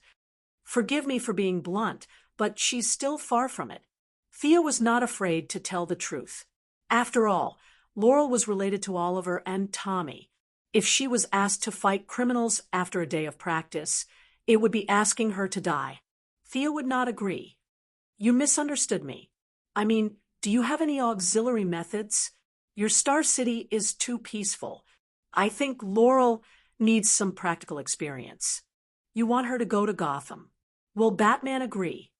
Batman's standards for his companions could be described as harsh. Thea really did not think that Laurel could pass. Barbara's expression was a little gloomy. Dick left to be his Nightwing. I also want to find something to do. After this injury, I thought a lot. Some of what Dick said was right. If I stay under Batman's wing for a long time, I will never grow. I want to form my own team to fight criminals. Is this the prototype of the Raptor team? Thea nodded. She could see that the Nightwing still held an important place in Barbara's heart. However, Barbara was now able to listen to other people's opinions. She was no longer the hot-blooded girl who did things without thinking. This was also an improvement. She came to her for help instead of the more familiar Batman. This meant that she had made up her mind to fly alone.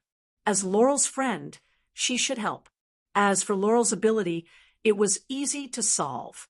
She just needed to design a sonic device according to the original plot.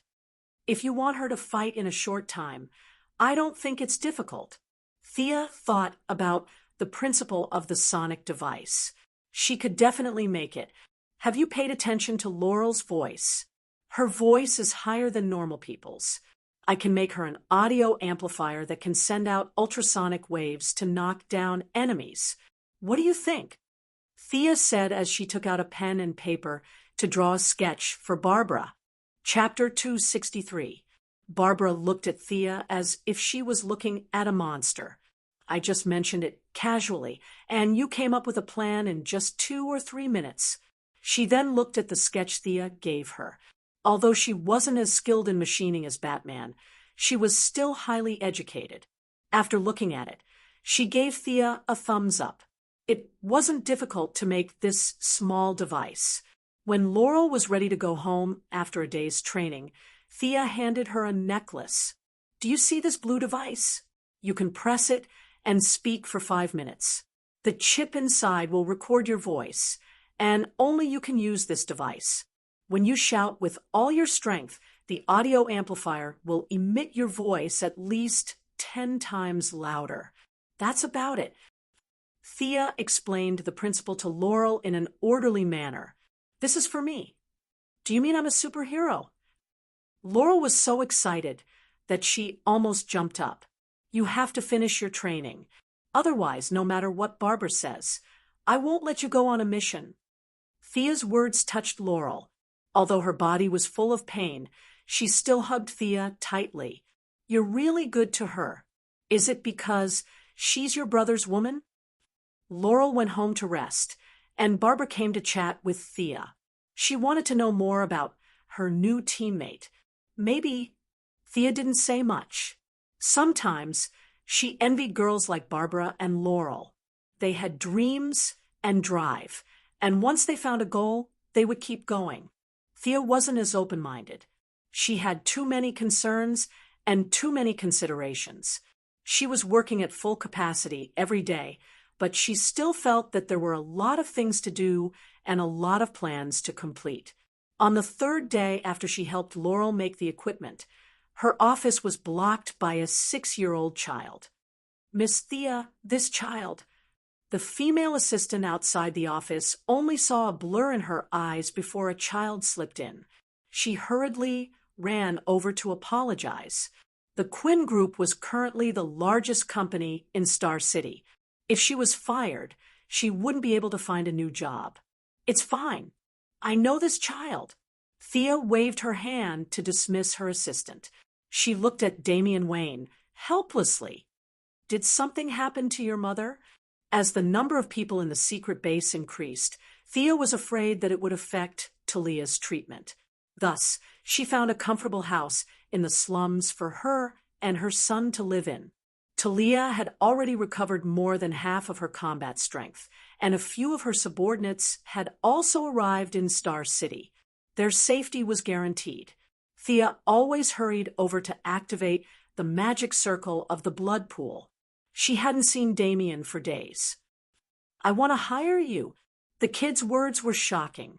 Thea wanted to laugh, but when she saw Damien's serious face, she knew that he was serious. She stopped teasing him and asked, "What do you want to hire me for?" "My grandfather has been searching for traces of magic all his life. I don't want to be an ordinary person.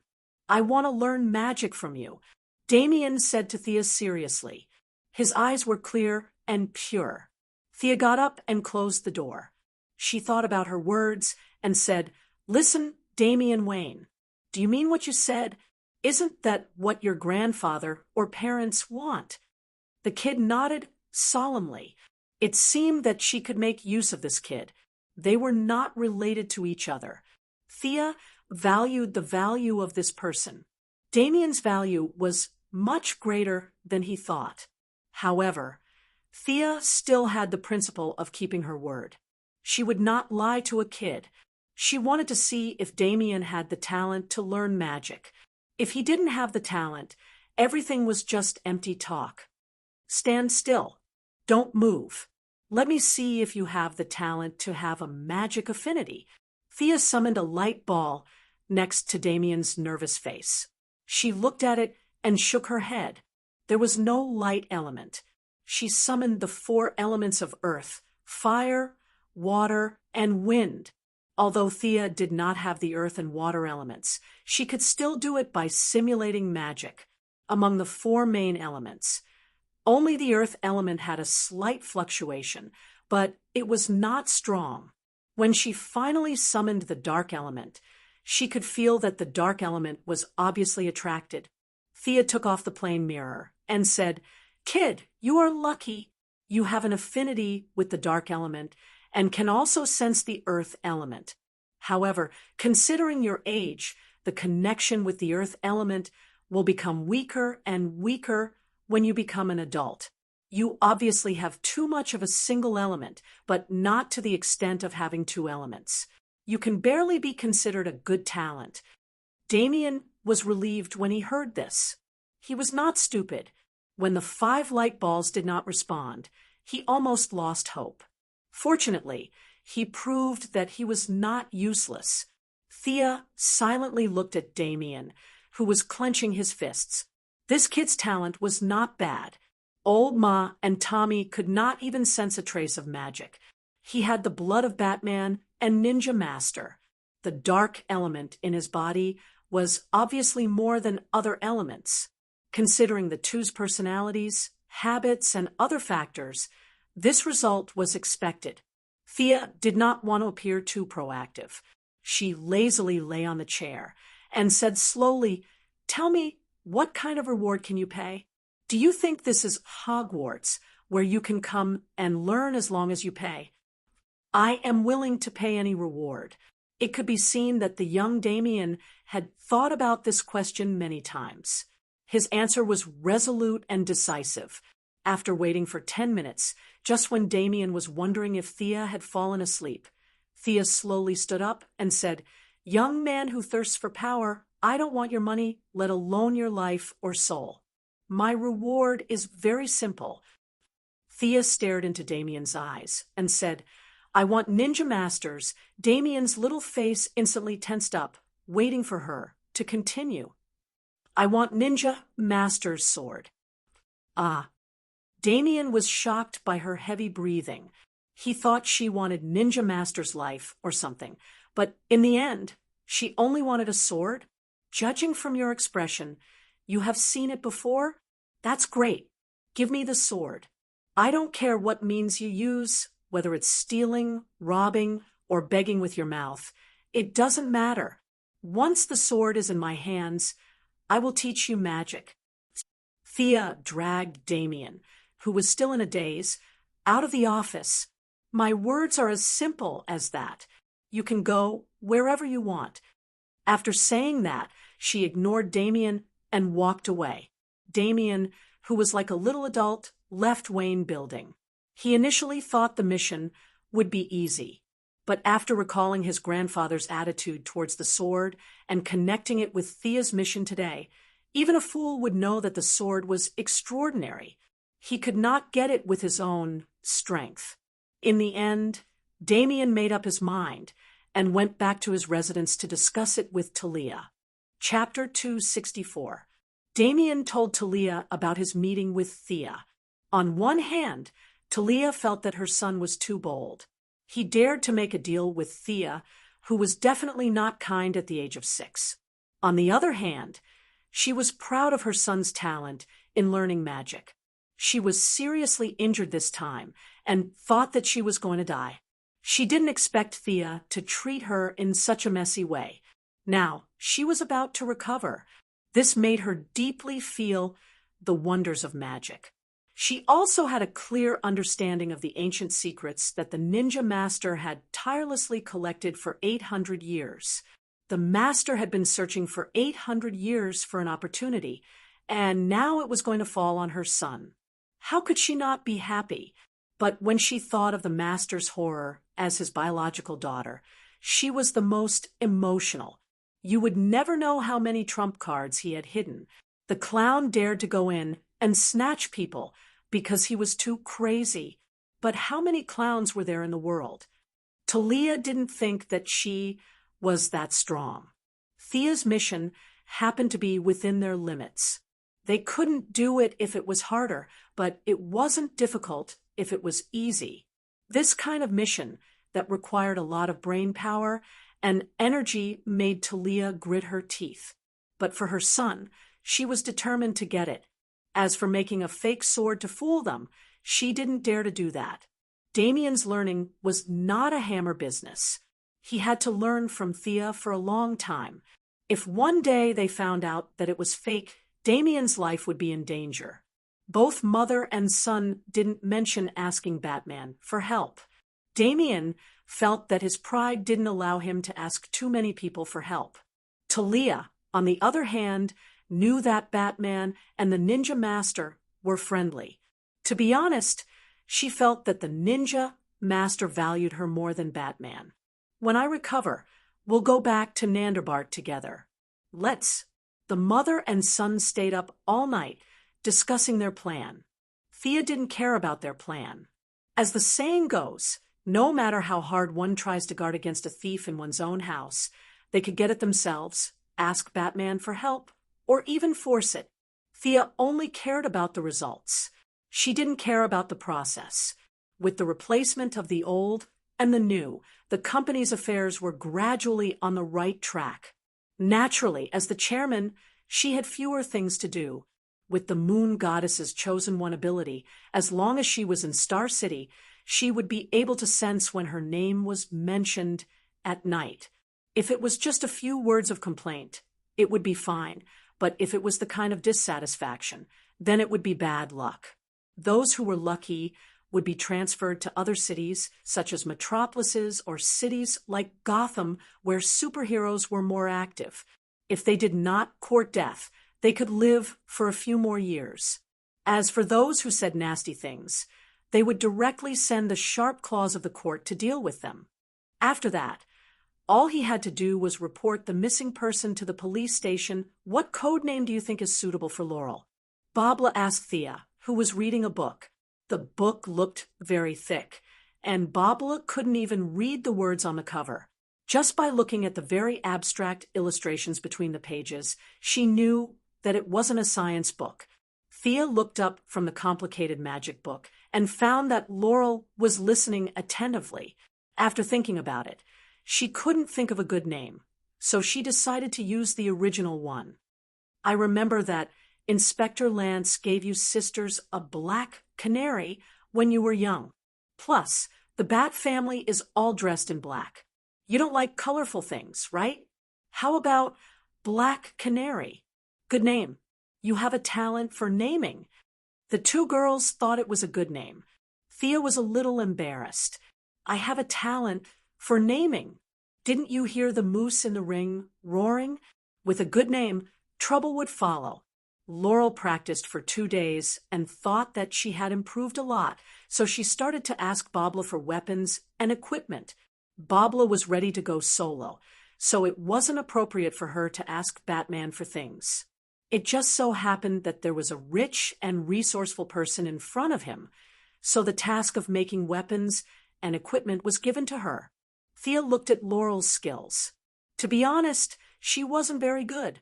Although Thea's current targets were non-humans and she didn't care about ordinary criminals, with Laurel's current skills, there was an 80% chance that she would die in her first battle. After all, Laurel had known Laurel since they were young, and with her 2 unlucky brothers, she couldn't just watch Laurel get shot to death. Thea followed Wayne Enterprises' Kevlar bulletproof vest and made a combat suit for Laurel. It was black and could defend against pistols and sharp piercings. As for the weapons, it was unknown whether it was Laurel's own choice or Bobla wanted to make a female version of Robin to commemorate her lost love, but Laurel's weapon of choice was also a pair of sticks. A month with a rod, a year with a saber, and a lifetime with a gun. This was not a bad choice. Sia now had some understanding of the impatience of these 2 female heroes. All choices were made quickly, the faster the better. Thea felt that they could even learn the female version of the Sunflower Manual. In the original plot, Laurel seemed to have been taught by Talia's sister, Nyssa, for a few days. When she had nothing to do, she would use 2 sticks to follow Green Arrow. Other heroes who used sticks were skilled in martial arts because of the principle of not killing, but Laurel didn't know any other weapons. Considering her physical fitness, it was most suitable for her to learn Slade's Kali martial arts. Unfortunately, Thea didn't know this set of martial arts. In fact, even if she did, she didn't have the patience to teach. Try these 2 sticks. Thea called Laurel to try out the weapons. She explained while watching Laurel waving the sticks, 2 sticks made of nickel-chromium alloy, 80 centimeters long. 2 sticks can be combined into a long stick. Considering your lack of killing power, I added a discharge function to the metal stick. There's a button on the handle. Don't worry, you'll only faint. You won't die. These saintly people were too hard to please. She had to think about how to prevent them from killing at all times. Thea gave Laurel accessories, armor, and weapons, and collected a full set of graduation equipment. She didn't care about Laurel anymore, and went to find a place to level up. If she died again, it would be her fate. Heifer, who had accompanied her for 3 months, naturally wouldn't forget that the Quinn Corporation had published a newspaper looking for civil engineering experts to build the maze. There were no restrictions on qualifications or professions. If it was any other time, the news media wouldn't let go of such a deviant thing. However, most of the cameras were attracted by Bruce Wayne's big news, so Thea didn't attract much attention. But her principle of no restrictions still attracted a large number of people to submit their own proposals. The people who were attracted by her generous offer came from all walks of life. There were professors from schools, employees who thought they had a talent for architecture, engineers from the army, and even small groups of explorers who were actually grave robbers. Amidst the excited cries of the heifer, he picked the most complicated one and directly decided to build it. Chapter 265. According to the government, they'll officially make a request to the Turkish side in 3 days.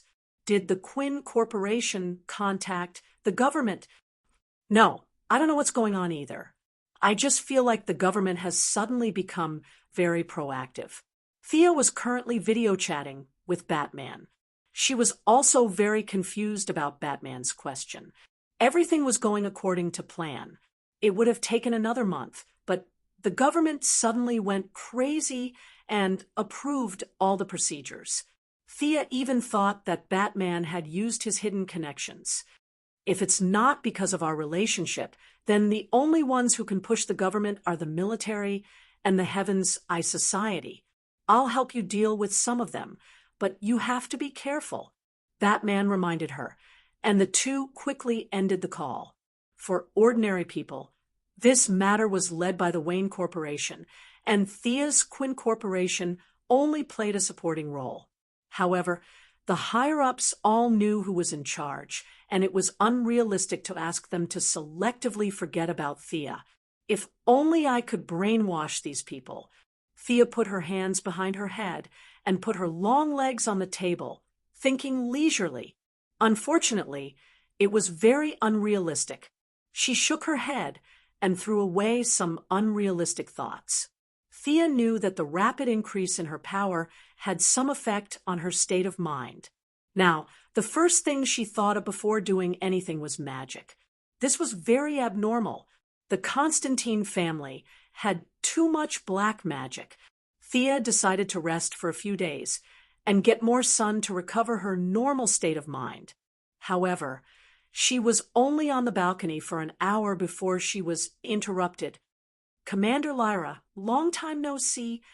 Thea helplessly greeted Lyra Michaels, who was dressed in a black suit and black pants. Lyra's appearance explained a lot. Thea also understood that the Heaven's Eye Society was most likely helping her to get rid of the government's obstacles. However, since they were trying to curry favor for no reason, she could only listen to what they wanted. "Amanda wants to see you." At this time, Lyra was no longer as naive as before. Her mature style was gradually replaced by the strict style of carrying out orders. After a few simple words, she stated her purpose. "She's quite arrogant." Thea was dissatisfied with the way she ordered her around like a subordinate, but she quickly suppressed her dissatisfaction. She was still a quasi-ally with Amanda, and it was not worth it to make enemies for the sake of reputation. Since Thea had not decided what to do today, she might as well meet her. "Where do we meet?" "Seaside City. Our plane is just down there." Thea's eyes, "Let's go." The distance between Star City and Seaside City wasn't close. The Heaven's Eye Society's plane took more than an hour to reach this seaside city. On the way, Sia had already recalled that if it was not the same name, this should be the hometown of Green Lantern. After Thea in the plane, Thea's eyes the scenery. Thea sighed. The buildings along the way were in good condition, and the citizens were in good spirits. She could tell that the Green Lantern had not appeared yet. The scale of Seaside City was similar to that of Star City. The combined size of the two cities could not compare to a metropolis or Gotham. They were the more stable and quiet places among the first-tier cities. However, Thea knew that all this was just a facade. As long as the Green Lantern put on the ring, the hard life of the people here would begin. As the Green Lantern Corps' office on Earth, the people of Seaside City could only dream of living a peaceful life until they retired. The luckier ones would be blasted into the sky by the Red and Yellow Lantern Corps while they were asleep. The unlucky ones would be chased by aliens for 2 miles and then trampled to death. This was not an exaggeration. This was the main way of life in Seaside City for the next few years. The medical and funeral stocks would skyrocket, and the insurance, housing, energy, and other sectors would plummet. This lively lifestyle would only come to an end when the Black Death Emperor arrived at Seaside City. It was not because they had lived a happy and peaceful life, but because the entire city had been wiped out by the Black Death Emperor, who was suspected to be a ferocious beast. Miss Laura, you're married?"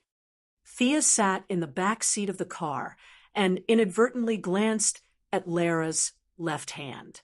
The shiny ring on her ring finger was a sign that this agent had entered the marriage hall. Lara raised her left hand and looked at it. A happy smile appeared on her face. "Yes, it's my comrade in Afghanistan." "Then I really wish you all the best." Thea pretended to be happy for her. However, if she remembered correctly, Lara's first marriage with the black man, John Deagle, only lasted for a short time. Lara was still in the rising stage of her career, and Deagle had left the military camp and entered the city. He was in a miserable state. If Oliver had not dragged the black man to kill monsters every day, they would not have had a second marriage. Talking about men was always the best topic for women to improve their relationship. Thea avoided talking about her own matters and always focused on Lara's topic. Your husband must be very gentle. Your husband actually does housework. Oh my God, it's a miracle. As they talked, the relationship between the two gradually warmed up. Although it was not to the point where they fought side by side in Gotham, it was no longer as businesslike as it was in the beginning. Just as the car stopped in front of an abandoned warehouse, two agents went to open the door. When no one was looking, Laura whispered in Thea's ear, "Amanda noticed your supernatural ability. Be careful." After that, Laura pretended to be very serious, as if what she said had nothing to do with her. Thea pretended that she did not hear anything. She was prepared for this, but Amanda's attitude was obviously arrogant. Was it because she had more cards in her hands, or did she think that she could control herself with Oliver in her hands? Should she teach her a small lesson or a big lesson? It was so hard to choose. Thea followed the few of them into the warehouse. Laura stepped forward and did a bunch of identity checks and pupil checks. Finally, the metal door of the Heavens Eye Society's secret base appeared in front of Thea. "This is your secret base?" Thea asked, even though she already knew the answer. How much money did these people waste from the taxpayers? Just the 2.5 meters tall and 0.5 meter thick metal door alone was worth more than all the equipment in her secret base combined. Should she rebuild it or modify it? After seeing the Batcave and their base, Thea felt that the base in Star City was too shabby. "This is Seaside City's base number 3, Laura explained with a normal expression. Thea opened her mouth slightly. What did that mean? It was so luxurious, but it was only number 3. Did that mean that there were at least 2 more bases in Seaside City? Just as she was calculating how much these bases cost in USD, she heard a muffled sound coming from inside the base. Rumble. Under the violent shaking, they could even feel it from the door. Something's wrong. Laura and the 2 agents pulled out their guns and rushed in.